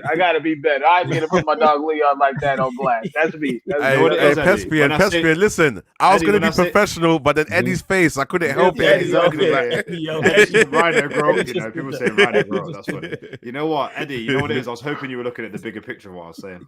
Hey. I got you. But he made it worse, and he was like, "Can we give him what he wants?" That's why I was like, "Oh no, you just messed up with that." But even to go on to what he's. Is Zidane more of a fit for a ready-made team, which United is not at the moment? Here the thing is though, we've not, because he was at Madrid. We've not seen him have to manage a team where it isn't ready-made. But I'm not gonna use it against him, because it's not like it. People act like, automatically he's gonna fail. I'm with Zidane. Yeah. I was like, I'm fully like, if we were to get Zidane, because I think there's enough here of a project. I'm gonna actually Google and check if him and Jean-Claude Blanc have worked together at another club, but it's still Manchester United in name. We are still an absolutely massive club. Like, let's not forget that. And we'll also drop the big bag.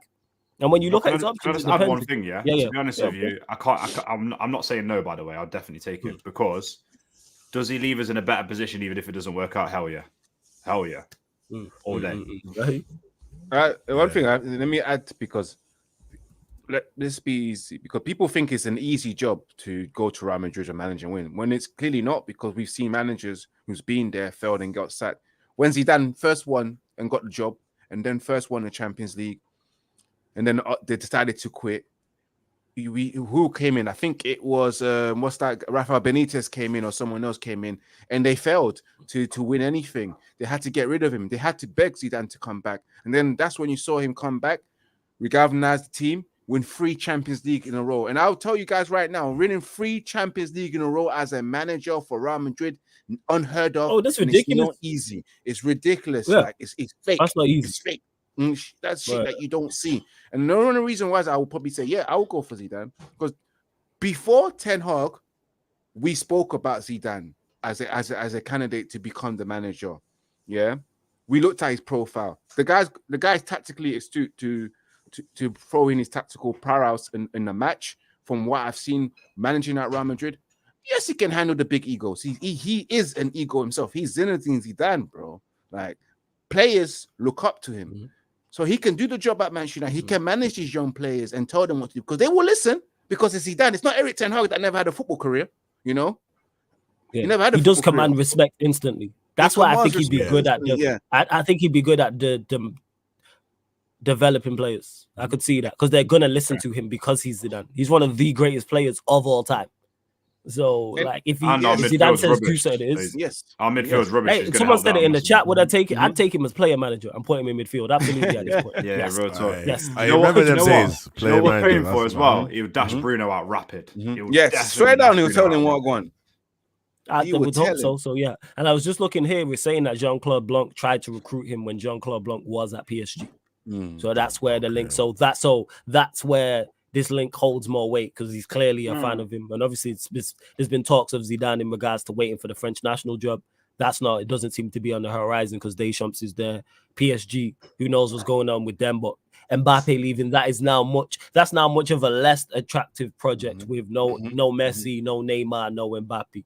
And I said this about when we've been linked to Zidane in the past, that PSG at that time and France at that time, I put France 1, PSG 2, they're better options for him. But now with those two not there, who else is he? Is he going to go back to Madrid again? If Ancelotti leaves, that could happen. Obviously, he ain't going to go anywhere else in Spain. Maybe Italy, obviously, he's got ties to Juventus. He might look at that. Outside of that, Manchester United, I would say we're in the mix. We're in the top 3 to top 4. Jez, and he does have the ties to Marseille in regards to PSG, so that adds into it. And Marseille was because they were supposed to get taken over, but I didn't think it happened. But yeah. The only negative thing I can say about it is when it comes to Zidane, I know from history and himself, he has never had any interest in the Premier League as a player, and probably be the same thing as a manager to learn the English language. He probably might not be interested in it. But if he was to go for him, does he want the Man United? Is Man United his top priority? Because again, you just said he's more interested in the France job than looking at Manchester United, or maybe the PSG job, or returning back to Real Madrid compared to Manchester United. Does he want that job? We would prefer a Zidane that really wanted it and put Manchester United first, than a Zidane that took Manchester United as a third or fourth choice. Because then his commitment and his passion won't be in the he won't learn English. He'll be like Mourinho. I rent a hotel, make Manchester United pay the hotel bill until I'm ready. Not even settle in. But things change. I'm not against maybe Zidane. under the new regime. Good. Yeah. He'll be good. You. Like maybe he'll get everything that he wants. Maybe under the new regime, he goes, maybe. Like I said, people, let me just clarify. Do I think Zidane is on his way to Old Trafford? No. But we're talking from a hypothetical standpoint. Maybe his mind changes because of now no PSG, Marseille, to my knowledge, haven't been taken over. The France job not being available. Real Madrid potentially not being available, depending on what goes on with Ancelotti. I'm not sure how Juventus are playing currently, but maybe Juve, like that's pretty much it. And then England, where else is there? Like, because people are saying, oh, he don't, and I hear that he don't know English. Man can learn the language. It's really difficult. You know what though? Do you know why they might be looking at him as well? Because Omar Barada has come in and obviously shown with like Dan Ashworth and other people that they're up for a challenge. And I feel like Zidane is the personality who's like, I'm up for a challenge. Like I want to make legacy with turning this ship around. It's maybe. Yeah, go on, Eddie. It's tough for me to say because like when you look at his Real Madrid career and like the teams that he's managed, I just feel like tactically those teams coach themselves, right? But I think what he was there for was from a man management perspective, kind of putting all those egos at ease and kind of focusing them all in on what the bigger goal was or the bigger picture. And so when it comes to United, that's a real big picture. Shout out to Madrid. Shout out to the Don. That's a guy with real big pictures. He got the Picassos, the Van Goghs, all the Warhols, all the modern joints. He got that. Ten Hag out here painting on kid art, but we'll leave that alone. And I think he will. Yeah, go on, Eddie. Before no, all good. It's and again, I think maybe somebody can inform me a bit more because I just felt like you're talking about that Madrid era was like one of the greatest teams we're ever going to see. Yes, absolutely. That's just what it was like. That time period that he was involved with, that's like the greatest collection of talent that we're going to see in a very long time. Other than, unfortunately, this City team that you see dominating right now. And so for me, when I look at the issues with Manchester United, we cannot coach ourselves. right?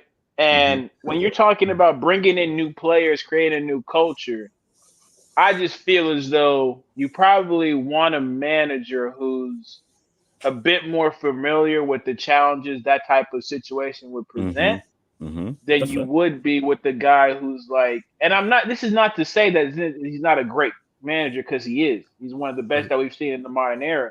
But the challenges are like, it's just too complex of a challenge for me to give to him, as he's been out of the game for what is it going on, like 5 years now? Yes, I think it was 20. About 2 or 3. What it is? I think it's 21. 2 or 3.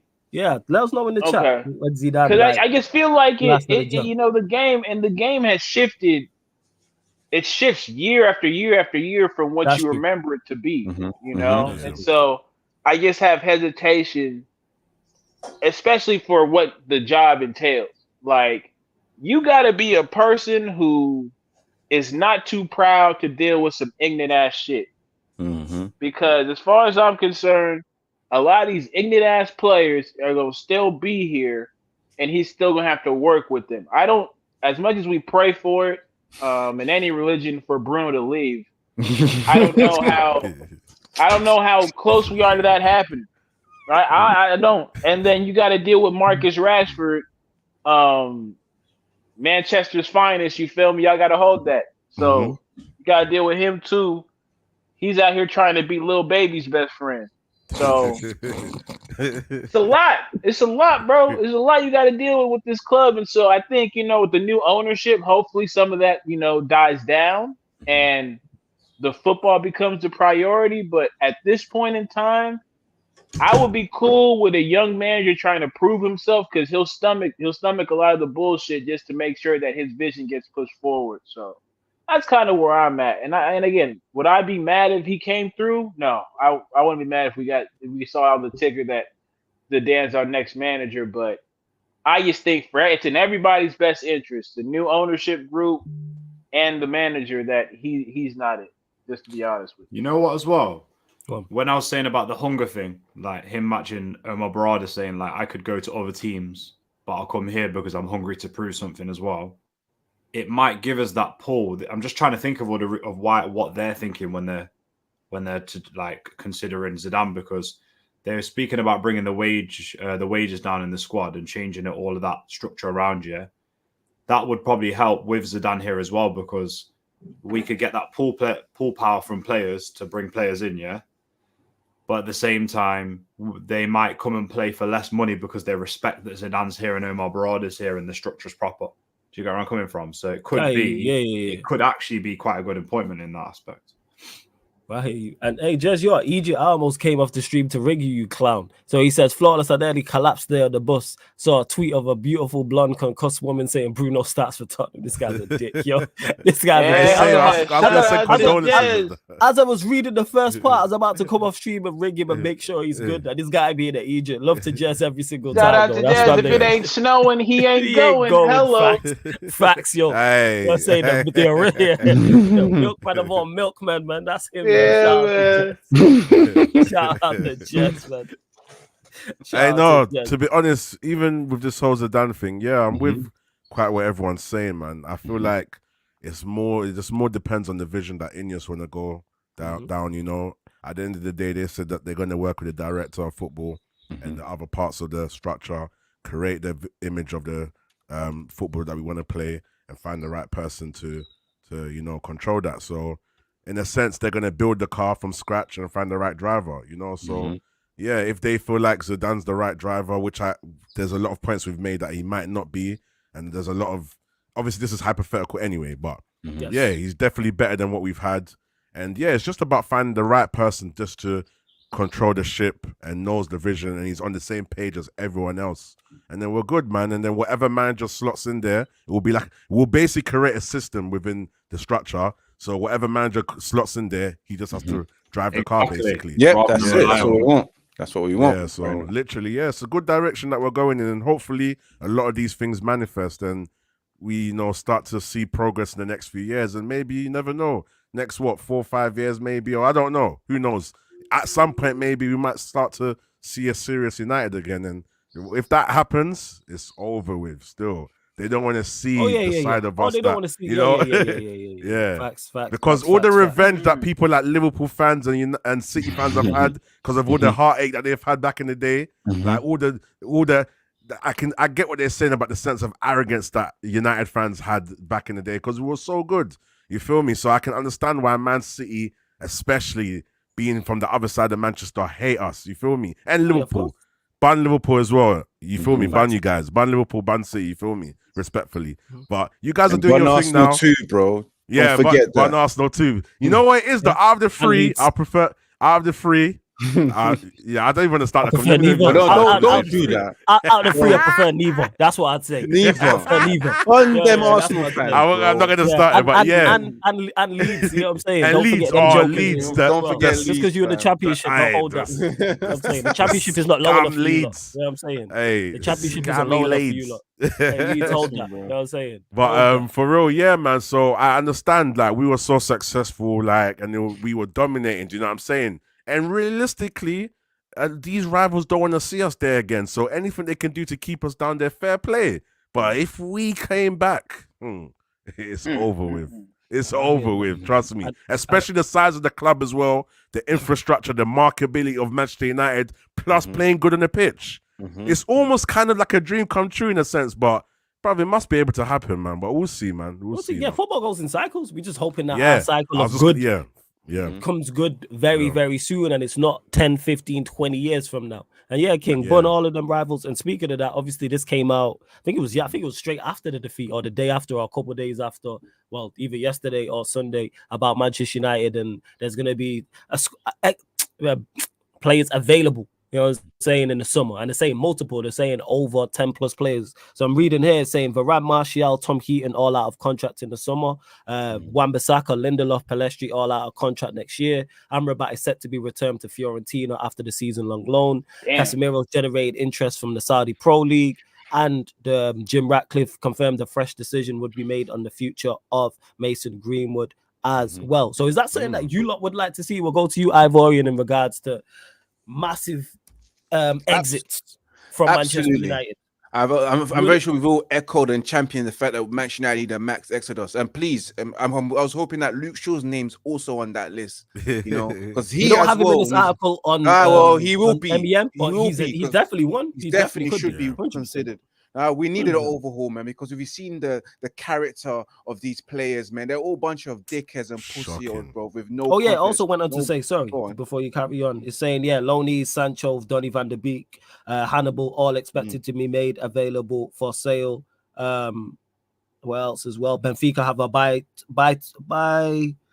or loan option for Alvaro Fernandez, and also we could be entertaining offers for Anthony as well. So there's a lot of rumors, a lot of reports. But go on, I like everything that you've just said there, as I've said before, because those players that we've seen for the last 3 to 4 seasons on the 3 or 4 different managers, if you want to count Michael Carrick in there, they've been appalling. They don't have the confidence to play for the Manchester United. They're not fit enough to wear the shirt. They don't have the the cojones to play for us. Cojones, they just don't, bro. And if they're being disappointing, they're just full of bitches, bro. That's what I have to say. Bitches, bro. Softies, bro. Pussies. Majority of the time, like, and the fact that they cannot understand tactics and playing a style, because again, we have so much different players with different type of characteristics, playing style and all that kind of stuff, but they can never be in unison together. And I've seen so many of them regress. We've seen every single player regress. None of these players that you've mentioned, Flawless, have progressed for me to say, hold on a minute, calm down, Flawless. What do you mean this player is also being considered? None of them have. So, and it's time for Manchester United to start over again. We've all echoed and wished for Manchester United to be started. Rano just said he'll kick a couple of men off the bridge. I will RKO them, but that means I'll go with them. You know, if I was to do that on the cliff. If you're RKOing people, you're taking them all out, bro. But you know what I mean? So I'll clap them. I just hope that Manchester United can do it, you know, especially if they get the setup right upstairs, because the previous setup couldn't even multitask. They couldn't sell a player and buy a player at the same time. So, and I hope the new structure already have the plans out. They've told players, You're leaving at the end of the season. There's no if, buts, and maybes. This is absolute. You are leaving at the end. Don't tell me my family settled here. My kid likes the school that he goes to in Manchester. I don't want to hear that shit. I'm like, bro, you're out. Go. Like the security guard's waiting for you to leave. That type of stuff. I want to be a situation when you come to training and you use your pass, it flashes red and it doesn't give you the green. I'm like, what's going on? You're out at the end of the season. A lot of these players need to go. We need to start from scratch. It's time. You know, Thanos, like Leon always says, you get me? Men in Black setting. You get me? Erase it all. Erase it all. Simple as, man. I encourage you. I just hope it can. You know what we need as well? We need someone who can actually come in with some seasoning, man, because no more raw chicken as well, man. Yeah. No more raw chicken. Yeah, 100%, man. I feel like that's one big thing that I'm hoping for, because it's all good to get the people in structure, which is looking good. It looks like it's going in the correct direction. But another fabulous thing for me that will actually put me on the giddy train is if I start to see players leaving. I will be giddy, because that's not happening how long? So that's when I can start to say, wow, there's actually something happening at United. So yeah, I think that's one of the most priority things that have to be at the top of the priority list, is to get rid of these players. Before even the manager, get rid of the players. Obviously, the manager's going to have to go anyway, but if they can start getting rid of these players, if we can see, imagine they do, it's never going to happen, but if they was to do 10 players were to leave, I'm going to be on that. I'm driving that gritty train. Yeah, man. You feel me? So, yeah, man, that's the biggest thing that needs to happen at this club, 100%. I'm with you on that. What are you saying, Leon, in regards to it, about this mass exit from Manchester United that has been reported? Believe it when I see it. First. Well, it's something you're for, right? Yeah, of course. I think that for me, things have got to be done in stages. Obviously, everybody gets to the summer and the January transfer window, and they're like, cool, FIFA time. Everybody goes FIFA time, innit? Everybody thinks they can dash out 10 more players, yeah.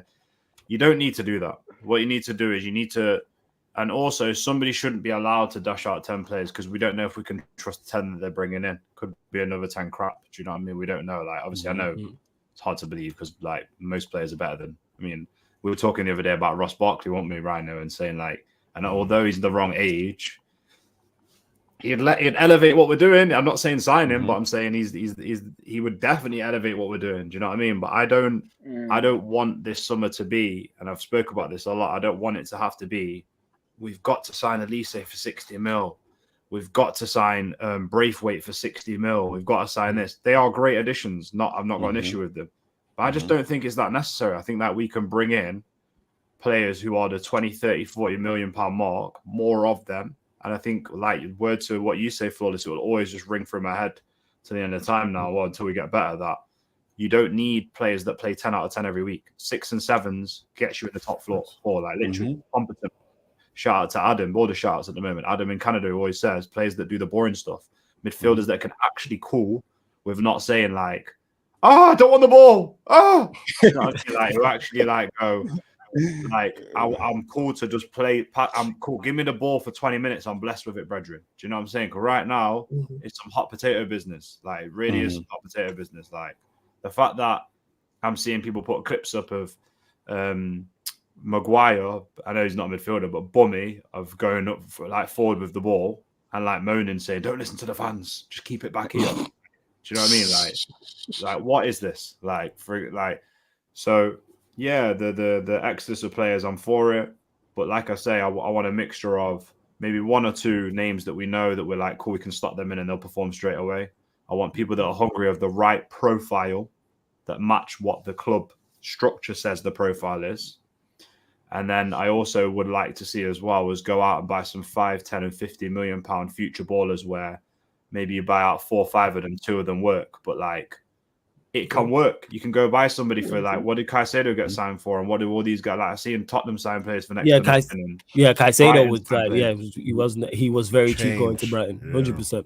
We wanted him as well. Look at I think it was like 5 million. And also as well, I wouldn't mind a couple of smart free transfers. I'll kind of want players like, I don't mind us signing somebody on a 6-year deal that we know is good, but then I don't also mind us going, this player's a bit older, he's a free transfer, and I'll bring him in for a year before we take that next step up. because you're not going to be able to get everybody out. So you've got to be smart with what you do. If you sign a couple of free transfers, but they're good, consistent players, they're 7 out of 10. There's nothing wrong with that. It will get you up to the next level. So I want to see a mixture. I want to see an exodus, and I want to see some midfielders and attackers. Really, if I'm honest, if I had to stick with the 4 at the back that we've got and get midfielders and attackers, and I had no choice of defenders, I'd do that. I really would. Like we're so bad in midfield, like and going forward. It's horrendous, for real. And big up to Rado for dropping this in the chat so all of you lot could see it. He says Ten Hag confirms Harry Maguire is not available for the game against Nottingham Forest tomorrow. Varane and Bruno are doubts. What's the Bruno injury? Does anyone in the chat know? I think Bruno's trying to avoid Man City game, bro. We just know he's gonna be missing. We know that character. We know Bruno. Liverpool. Remember that yellow card? You know what's crazy? I was thinking the exact same thing. Exactly. We see the bigger picture. What is he one? We see a yellow card away. Yeah, he's a yellow card away. He's 2 yellow cards away. He's got 8 yellows. Okay. So he'd have to get sent off. He's not going to get 2 yellows in the first game. If he gets sent off, if he got sent off. Don't be surprised, guys, if he does it deliberately. Well, I'm just saying, I just want, this is a man who never gets injured. Exactly. Yeah, it's real funny. Yeah, it's real funny. I just want to know what the injury is. And this is not me accusing of it. I'm just saying, why is it that Ivorian said it and I instantly was thinking the same thing? Yep. Yeah. Well, this this the most man never horrible gets thing. injured. This is the thing now, yeah. If he is injured, perfect. We're all happy. But like the thing is, because we've been playing with 10 men for the last few weeks with him on the pitch. Now you know why I'm not happy, because you know who he's going to play. We'll play McTominay. McTominay in the 10, I don't want to see it. Yeah, I want to no, it's a win-win. It's a win-win. Go on, Eddie. Sink this shit. Tell me the bigger he picture. Plays the big. I got you, brother. Visionary over here. Okay, Yes. allow me. Can we get this patented? Can we get this on t-shirts on a dropship?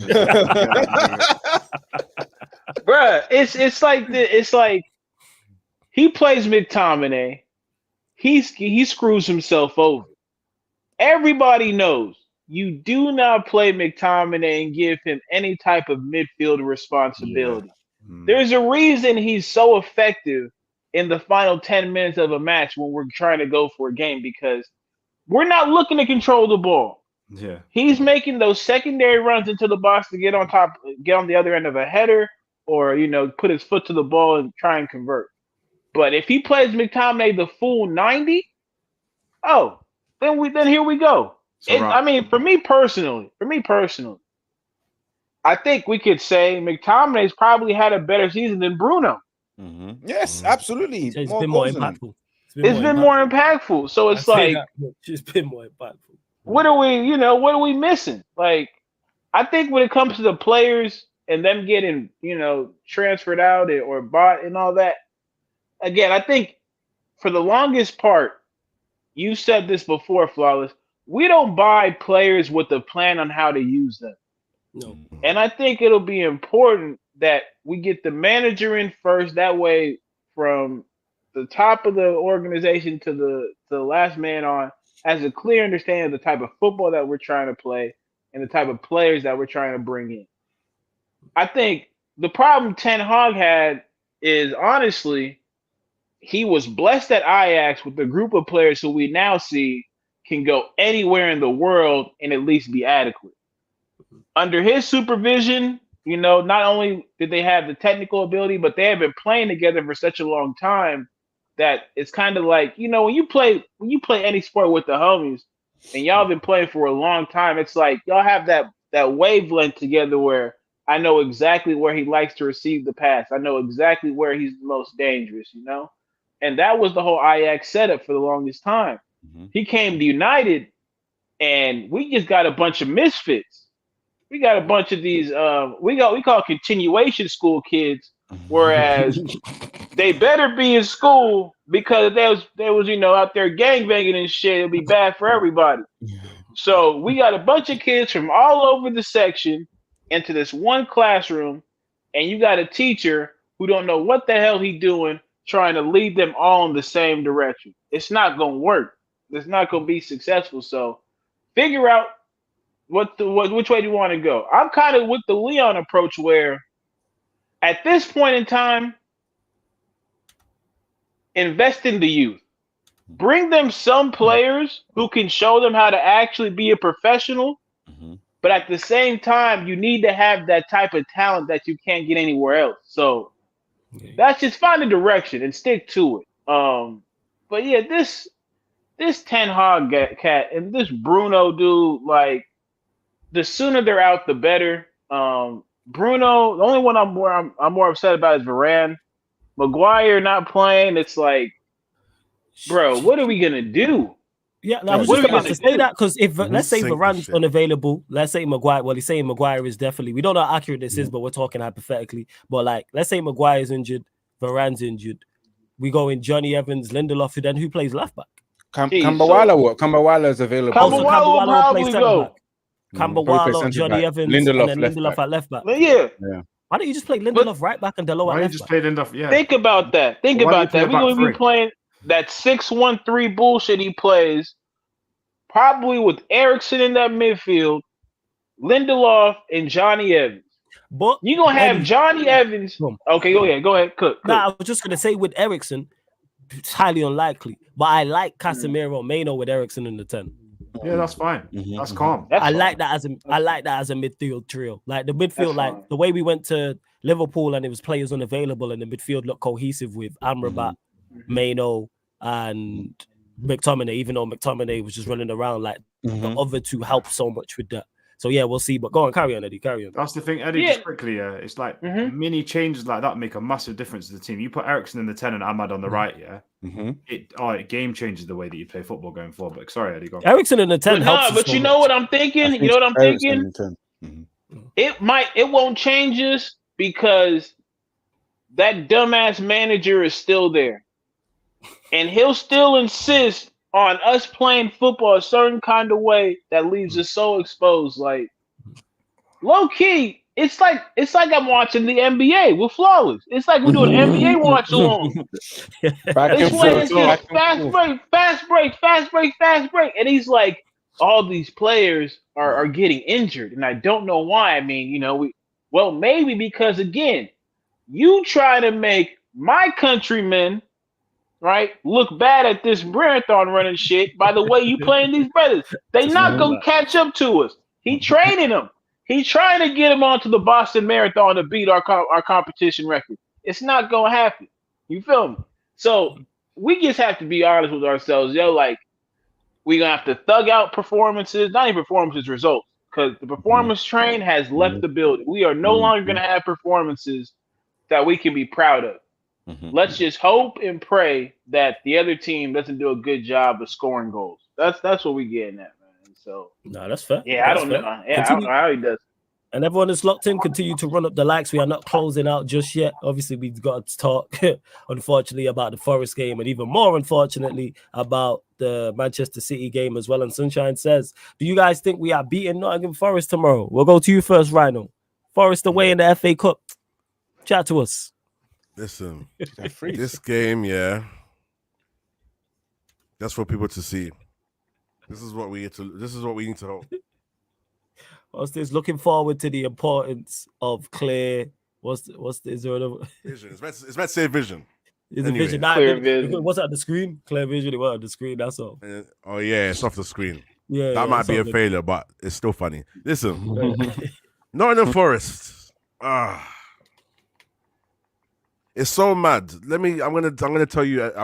Whenever Rhino does that, he's gonna go. He's like, I'm gonna tell you a secret. Do you know what I've resorted to doing? And if you lot laugh, you lot are sick, but you're gonna laugh anyway. I started betting against Man United just so that the football gods can give us a win. That's smart. I'm not gonna laugh about that. Because either you win or Manchester United win, and I get paid for it. I respect it. You win regardless, whether it's from a sporting perspective or a financial perspective. That is a win-win situation for you. Win-win situation. This is what this club has resorted me to doing. And then certain times, like you see the team losing, and you just think, I just made a bit of money anyway. That's what I've resorted to.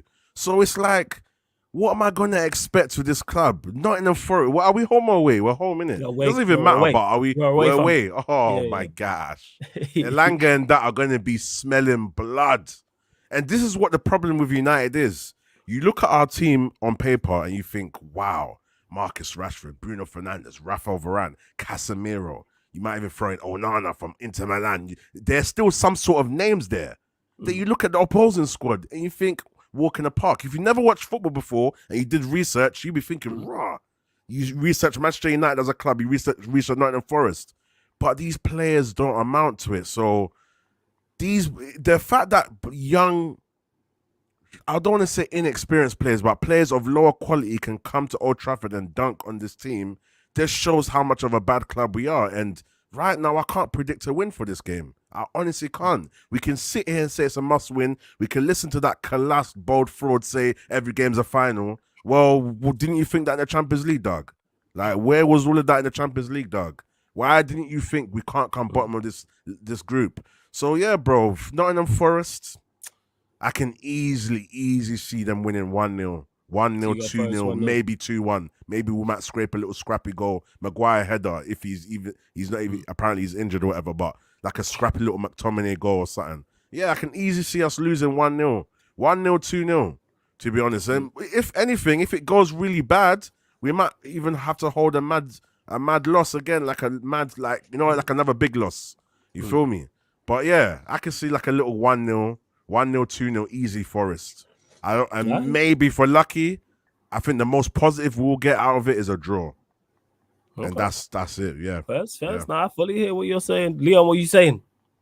Forest away, FA Cup. Chat to us, my friend. Made predictions on Stuffy Show the other day, and I was the only one who predicted a win. We play well against teams with space. We usually play well against Forest. Yeah, true. It is a one-off cup, but the problem is it's a one-off. I've thought about it since. It's a one-off cup game, and that it's like the only thing that they really have a chance of going further in. Does FA Cup work similar to Champions League? The further you go in, the more you get as a prize when you leave it. If you leave it in the semis. Yeah. You'll get bigger money because there'll be TV money and things of that nature. Yeah, they're kind of rich anyway, Forest, with a new man. I even forgot it's FA Cup. So even me saying a draw, I forgot. But then obviously we'll go to penalties, right? Penalties. Yeah. I think the way the mindset is here, obviously it's my city, so I feel like they will be well up for it because they know that like in the league.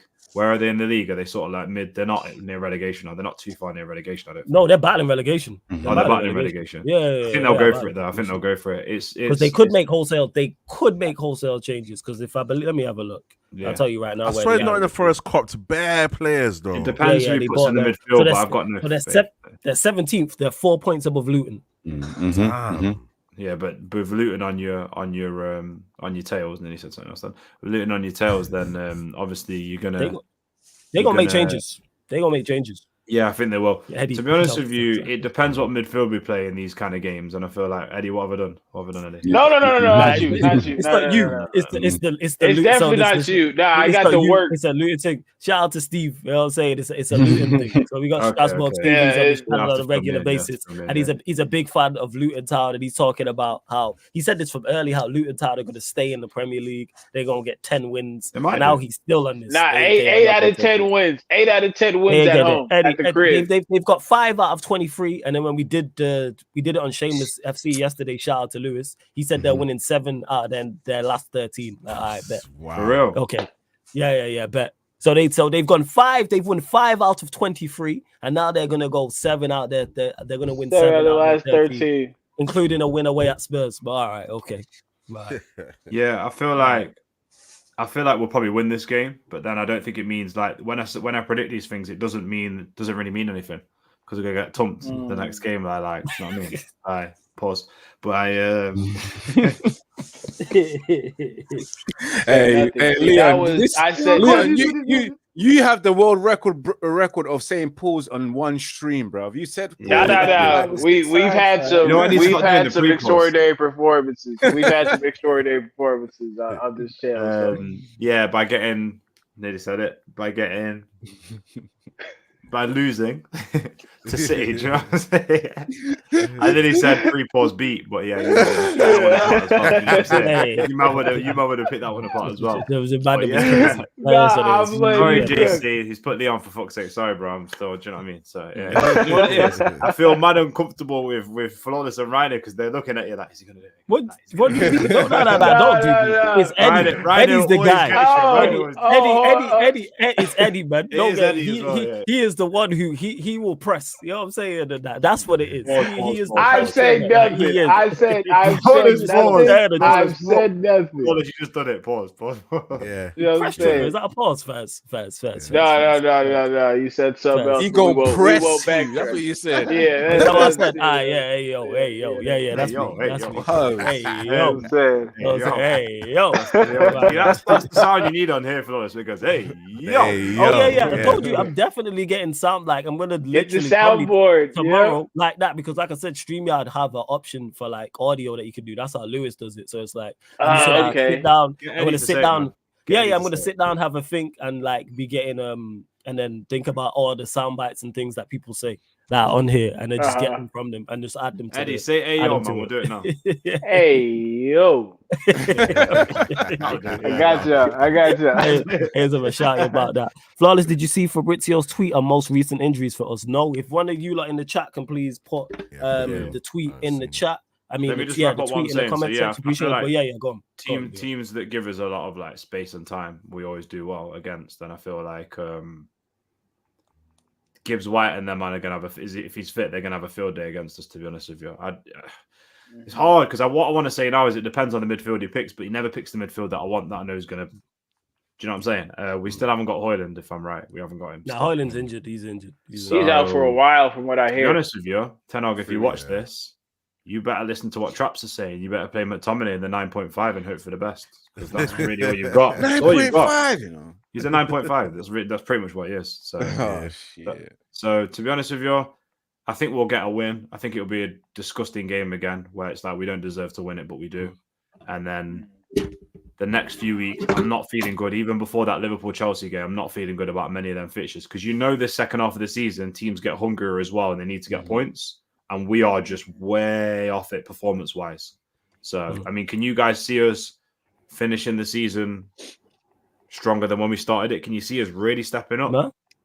I think we'll just get results just based off of like our individual quality and teams just not being very good as well, and the proportional luck. We're probably about 6th, 7th. But hey, you lot continue to run up the likes before we close out. People like check 1212, like check 1212. We're at 79 likes. Let's get us up with 90 likes, people. Let's get us to 90 likes because then it will hit 100 on the playback, people. And big up to everyone who's locked in. Make sure you subscribe to all the ManDem. The links are in the titles. So click the links and it opens up new tabs. Subscribe to Rhino's channel, Leon's channel, Ivorian's channel, all in the comment section, people, as well. And yeah, Casemiro regularly available as well, so that's good that he will be also. But scoreline prediction, what are you saying, Leon? That's your scoreline. 2-1 or 3-2. I'm gonna go for. No, we haven't got thingies. Yeah, I was gonna say, where are we getting 3 goals from? Yeah, that was crazy. I'm gonna go 2-1. No strike. I'm gonna go 2-1. So you say 2-1, Eddie? Or it'll be a draw. It'll be a wrap in extra time penalties. So 1-0. 1-0. And that's either way. I don't know who. Yeah, like honest to God, Supra, with this team. I can't predict the scoreline because honestly, I don't think we deserve all that much. So it's like, and with that front three that he's gonna put out there, yeah, if we do pull it out, that's 1-0. 1-0. That's it. That's all I can. Yeah, that's all I can see. No, it's a. It's like a reflex at this point. Yeah, man. It's a reflex. Because first it started out with the homies. It started out with the homies running back, and then I got online. I started saying it, and now it's just a fucking reflex at this point. It's just funny at this point. And there's no replay. Don't mind me. Don't mind me. The Taz in the chat. There's no replay, so it will go extra time and penalties if it is. If the time United are not winning penalties. So what are you saying? So Leon, you're saying 2-1. Eddie's saying 1-0. He doesn't know which side. What did you say, Rhino? I said 1-0 or 2-0 to Forest still. 1-0, 2-0 Forest. Ivorian, just to recap. Forest to win, bruv. 2-1. Is it? I think it'll be 1-1 and we'll win on penalties. I could see that. And then everybody jumping up and down because we got past the Forest. Do you reckon flawless? Yeah. Penalties, you know. I can see us winning. We lost to, was it Forest we lost to in that final, the FA Cup final? Or was it Forest last time? that we lost to in the final, one of the penalty finals. Villarreal, man. That long. No, not Villarreal. Not Villarreal. That was the last penalty that we had. No, Villarreal. before that. Nah, remember we beat Brighton. That was our last shootout. Oh yeah, we beat Brighton. Oh yeah, we beat Brighton. Yeah, let me check what it was. I'm sure there's an FA Cup that we lost. Because one thing it is, when I look at our team, we actually have like, obviously, but like, I back us in a penalty shootout in regards to not Onana saving, but like no, I would back Onana saving because the game was awful at penalties. Oh yeah, when he made that big save in the Champions League, penalties was awful. I've only ever seen him save like 2. That's his only bad. It's really kryptonite. So Onana probably will save more. And to be honest with you, if you don't put it in top bin, it'll make him. It's not. The thing is, Onana's probably better on penalties than in open play because in open play, he parries it somewhere, or there's a mad save, and it's like, oh. Do you know what I mean? Whereas in penalties, like, the rebound is like. Middlesbrough. No, it wasn't a final. How many seasons ago that was? I can't remember, but I just remember this. Yeah. Like I actually trust our players from the penalty spot in the shootout. Let me check. Like when you look at the players we have, like even the defenders, like Maguire, like for all his deficiencies, can take a penalty. Lindelof can take a penalty. Shaw, even though he's not here, can take a penalty. Dalot, I trust from the penalty spot. Casemiro, Eriksen, definitely Maino. Rashford for all his deficiencies. He'll bag up penalty. There's also like I just named like what, and also if it's Turner and goal, their keeper's awful. Turner. Yeah, it's not. And that being said, the one last game we'll quickly just get predictions because no. Can we just not skip this and do the? Yeah, we'll just do predictions. We'll just do predictions just real fast. Real fast. Oh, yeah, 2 years ago, Manchester Derby, 2022. City. You know what? I see City wiping the floor with us, man. It's a 3-0 whitewash, in my opinion. Okay, first, what you say? What you saying, Rhino? 6. You're gonna give me heart attack on that day, Let's go, man. You know what I'm saying? Let's go, Rhino. We got no Marshall to come on and try and score a mad goal. Højlund would have been lovely to see Højlund bagging at City. Are we at home? We're at home, right? Innit? No, we're away. It doesn't matter, but we're away. Yeah, it would have been good to see Højlund bagging at the Etihad. That would have been epic. Anthony scored last time, I remember. Like, we got none of these players that are in scoring form anyway. So yeah, I think we're gonna hold a serious whitewash, and then City are just gonna turn down the gear and just play game management for the rest of the game like they always do. Easily 6-0, man. Obviously, all of us are expecting a crazy loss. So the football gods, as Terry says, could kind of just humble everything, and it might not be as bad, or it could be a draw. But I just think it's very most likely to be a easily 6-0 game. Easily. We're so bad at City. Do you know what's so good about City when they play us?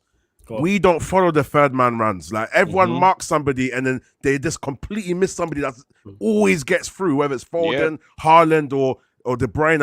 United are so bad at tracking players, and that always kills us against City all the time. So unless we're smart like we did at home, where we locked up I think it was Fred that was locking up De Bruyne, and then Haaland was man marked, he was stuck, and we marked the right players.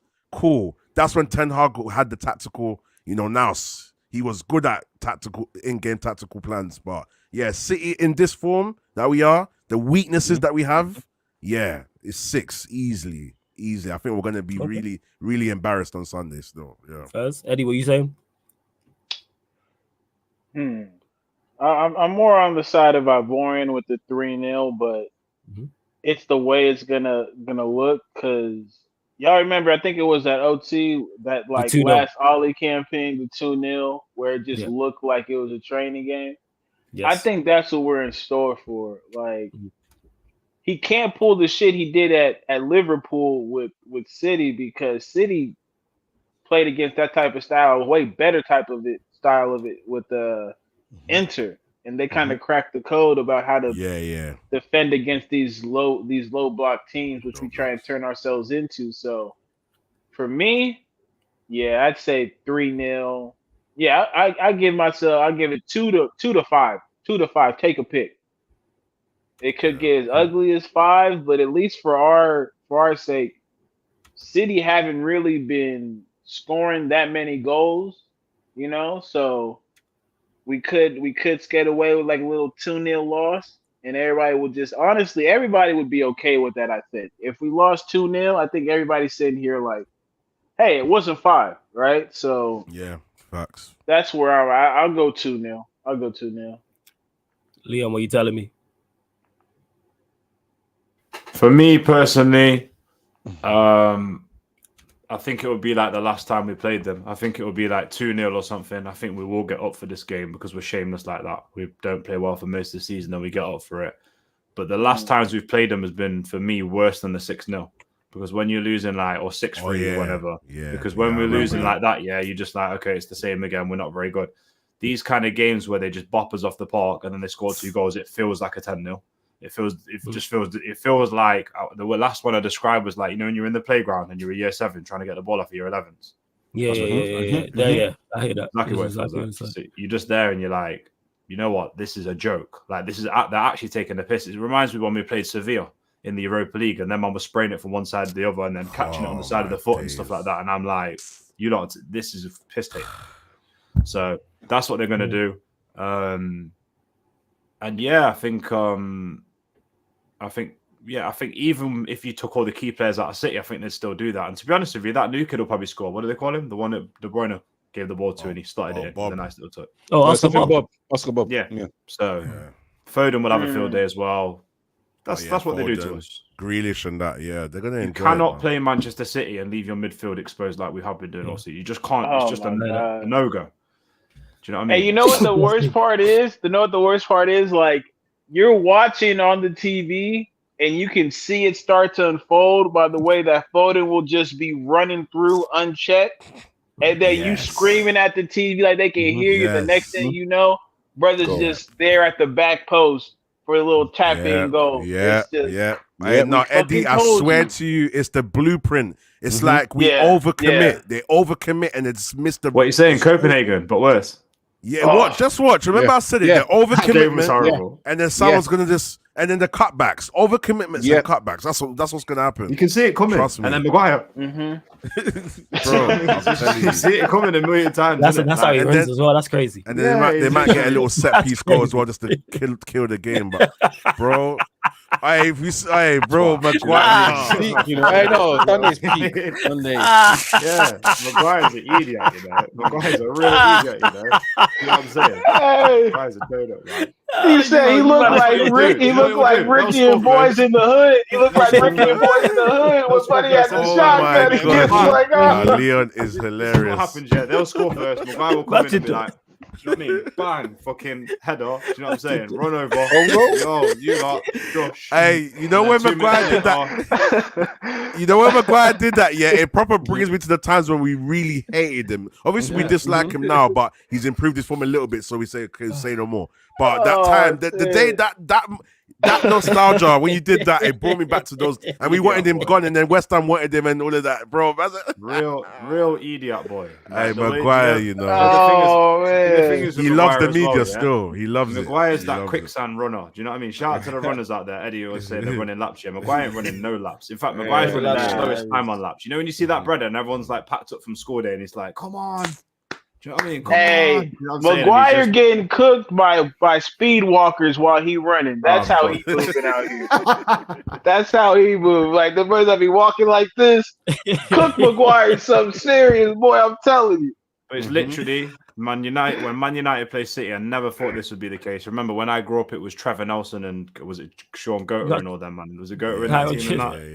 I used to love.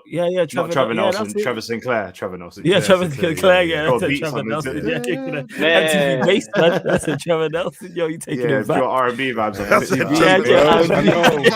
I know. I'm all nodding as well, like a wallad as well, but I knew what he meant. I knew what he meant. I was just thinking, was it Trevor Sinclair? Nah, because I was thinking the first name was wrong, but it's the surname. Now it's the real boys versus men match, man. They take the mick. They could literally go down to the academy and say, "Yo, you man, do you want to come?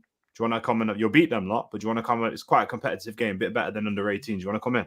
So it's like dead ball. Pep mocks it when it comes to United. He mocks it, man. The lick, yo, that takes it back. The Trevor Nelson show on MTV base. I remember that. Hey, bro. You know the worst thing? I'll leave you, man, with this. Yeah, the worst thing is, we don't even fight. You know, we don't even get man that go on there and be like, "I'm going to go through someone and just let man know that I'm here in it." Do you know what I mean? We just let it happen in it. We just literally, pre-pause, just lay down and take it. So, you roll over and play dead. Like we always just roll over and play this guy as a joke, man. Big up to Vaz who says, yo, big bad flawless. Finally caught you live from Sydney. Hey, salute to you, man. Salute to you all the way to Australia, you know. That's shout out all the Aussies in the building. Facts, shout out to Derek Chisora, man. We just literally pre-paused. We're literally just there, no Vaseline on a mad thing. Crazy. Whoa. Hey, yo! This guy just had to leave with a bang. Eddie, you know what we do? Yo, you might need to watch when Chisora fought Diddy and White and he done the picture in that, yeah? Yeah, I'm going to need 2 voice notes. I'm going to need an AO, a regular one, and then an AO, and it's like, yo, that's more than, that's a double pause. That's a triple pause. No, because you know what, though? I just feel like anytime you mention Derek Chisora, you definitely have to say pause because I don't know who's this PR dude's like, I don't know who be talking to him before his interviews. He says some of the wildest shit to grown-ass men. What did he say to David Hay? He threatened my life. He felt just, bro, I'm weak. But then the other side I'm not going to say because it's just like, yeah, bro. Crazy stuff. Even I remember in the Dillian White, I think it was the first, that Dillian White's face, bro. He said that's a bit of a weird analogy. Yeah, I'm gonna go you could see that he was genuinely befuddled by like what man was saying. Like he was flummoxed. He was like, my guy. That was crazy. Oh no, bro. But yeah, big up to everyone. Rhino changed it. Rhino changed it. Put Rhino back. I was gonna say put him back. What's the? You can't see it properly though. There, let him know. Right, you can take the mic out the way so Eddie can see it. Take the mic out the way. Oh, that's Ten Hag's harm, innit? See it, Eddie. I see it. Wait, Rhino, stay there 1 second. 1 second. It's beautiful. I'm gonna move to display 1 second so they can see that clearly. Hold up. Let me see how you do this. Hold up. There we go. Go ahead. All you people in the chat questioning what Ten Hag got going on. See the bigger picture, madam. See the big picture. A1 stuff. Shout out to Ten Hag, you pagan. See the bigger picture, people. See the big picture. 110%. The nerve, bro. Almost put Stephen A. Yeah. Yeah, man. Love to everyone who's been locked in, man. Thoroughly enjoy doing the ManDem United. You catch us here every Tuesday, 4:30 p.m. people, 4:30 p.m. UK time. Of course, if you're in another time zone like a Vaz, there's other shows as well that are more suitable. This is why I go live early UK time and go live so late because I know it's much more than just UK people that are tapped in. Like Eddie's here right now and you're on the West Coast. So, like, I know there's people tapped in from all over. So, yeah, we're back tonight on the channel, people. The first crossover of the week, ManDem United, ManDem City. So, myself and Vader talking all things Manchester United, talking all things Manchester City. Of course, they play today in the FA Cup away at Luton, so I'll be discussing that. I'm sure Vader has plenty to say on the derby. And when I messaged him yesterday, he said he's got so much to say about Liverpool. He said he's tired of this PR with Liverpool and Klopp. So, yeah, and anyone who knows Vader, you lot know he has plenty to say, and he's consistently taking shots at Liverpool and Arsenal, and I'm all for it. Who's Vader? The City guy. Yeah, City fan. Yeah. I thought it was Vader. It's Vader. Was he the one on Staffy's show yesterday? Yes. Yeah, I like him. I like his content story. First off, and Liverpool, you get no credit for using kids to beat Chelsea because Chelsea got all them goddamn kids on the pitch anyway. So again. It's a wash. Don't take any credit. You guys are still scrubs. You still struggle to keep the lights on. And more importantly, I still hate y'all. But we move. Yeah, people. Make sure, again, before we close out, subscribe to all of the ManDem. Subscribe to Ivorian's channel. Subscribe to Rhino's channel. Subscribe to Leon's channel. Links are all in the title, people. Ivorian, let them know where they can find you, what you got coming up, all that good stuff. RedUnitedTV, of course, on YouTube. Subscribe to that as well. Watch yesterday's podcast, catch up, and of course tomorrow the watch along, and of course the Manchester derby this weekend watch along, which I'm not looking forward to, guys. If that was a day that I can wake up and skip a day, that will be a day. I want to wake up on a Monday, fall asleep on a Saturday, and wake up on a Monday. You get me? That I've not seen that match, but it is what it is, man. Big up to everyone. Smash that like button. Follow RedUnitedTV on Instagram, RedUnitedTV1. Follow me personally, Ivorian_Spies for Instagram and Twitter. But yeah, man, big up to everyone that's in today, especially the ManDem. It's been one hell of a show. 2 hours and 14 minutes, you know. Come on. Get me. That's more entertaining than Manchester United games this Trust show. me, bro. Yeah. More creative too. Yeah, Like, you know what I'm yeah. saying? It was much more creative. Like for real. Big up to look at this surfer guy, you know what I'm saying, with the super big up chat. But big up Surfer. to my dad surfer. He says, Eddie Ivorian, Leon, Rhino, Hope, all you guys are good. Flawless. You are a fraud. Have an annoying face. So up yours. Big up to surfer, yo. Big up to surfer. This guy's super chat because he knows I would have brought up the comment if that's the case. But Rhino, let him know where they can find you, what you got coming up this man. week. Big up the chat as always, man. Yeah, man. Love, man. Flawless always for having me. Big up the ManDem. Yeah. Rhino MGTV. I'm due to start a show on Tuesdays with Traps as well. We might start it tonight, actually, depending. But yeah. So look out for that as well. My Sunday show, Red Pill, Blue Pill content as well. Make sure you look into that. Sundays, 9 p.m. UK time, 4 p.m. CST. But yeah, Rhino MGTV, socials, Rhino UK official. Yeah, you guys like up the video. Make sure you're following everybody on the panel as well. And yeah, appreciate it, Flawless as always. Yeah, man. Of course, man. You know what I'm saying? No, but love you already know what it is. Leon, same to you. I'm here, man. Rhino's show. I got to back that up, man. That Sunday show was a mazza. Catch Leon there. Yeah, that was good, man. That was really good. We're talking about like, can men and women be friends in relationships? But that's just a little. Sorry, I have friendships, men and women friendships outside relationships. So yeah, Rhino MGTV 8:30 on a Sunday. Yeah, I moved it back to 9, but yeah, 8:39. Yeah, yo, it's lit. If you want to move away from some football content, make sure you sub to that. Me, I'm at Leon's Reality. I'm just working, man. I've got so much content going out this week. I literally just dropped a reel 5 minutes ago with YC. Anyone know YC, Nigerian music artist? Of course. Yeah, I dropped him. I done a little behind the scenes of him in a little club thing, so it was good. Good vibes and that. That's what's up. Yeah, man. So this week, got loads of boxing stuff on. Got a show this weekend in Birmingham. So yeah, if you want to keep up to date with me at Leon's Reality, and of course the ManDem when you're ready and that. Eddie, I'm sorry, I can't send like a boat or a plane for you yet, but it's coming soon in the future. Yeah, but we'll get man. I'll pull up. Yeah, to the boxing shows and that. But when you come, Eddie needs to come UK though. Still, like I do. When you're ready, I do. 100%. Oh yeah, trust. You said your family's Kenyan, so surely you can run it here, no? Yeah, nah. So I'm headed to Kenya actually in a couple weeks. No, you can run to the UK because you got that. Yeah, nah. I think my he hasn't quit it. He hasn't quit at all, innit? I just did that. Leon guy, yo. Leon guy. I like that's what I'm playing. Yeah, I got the shoes over here. Yeah, I'm sorry. The cold part is like usually my layover is in Heathrow. Oh yeah. So if I could just hop up out of there, come through for like get like a little 10-hour layover, I just pull up one time for the one time. But yeah, I think this time around it's in Amsterdam, so I'm just gonna take in some of the sites. And 100%. You know, the culture. They got the culture. You know, the culture.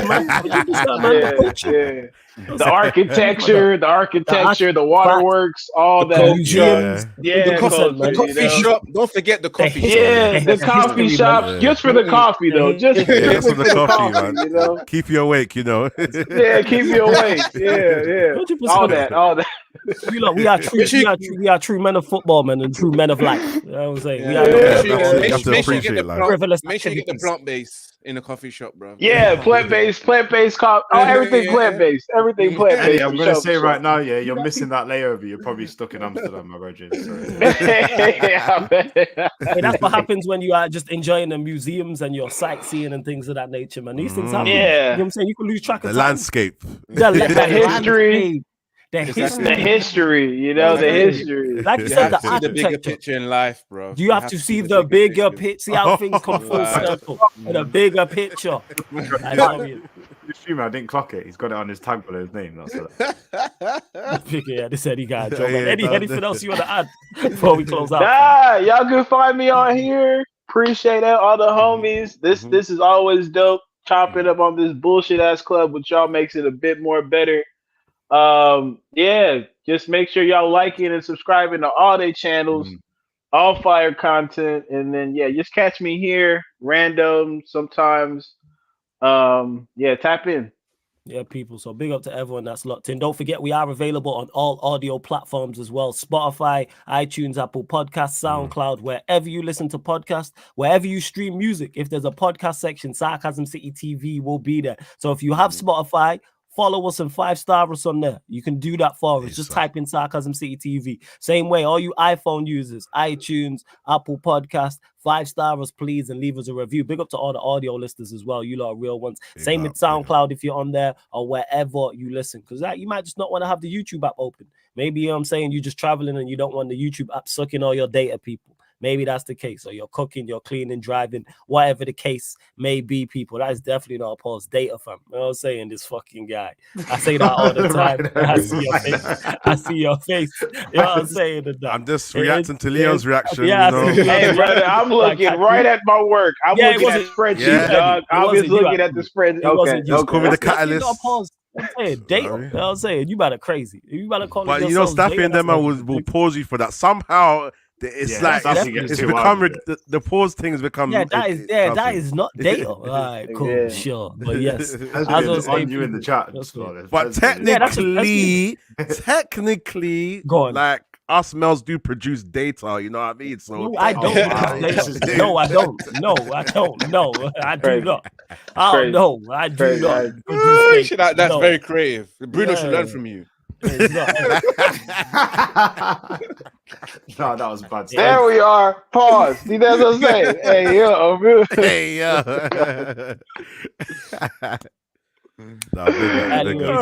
Hey, we close it out. I love this show, man. I love this show. Like I said here, every Tuesday, 4:30 p.m.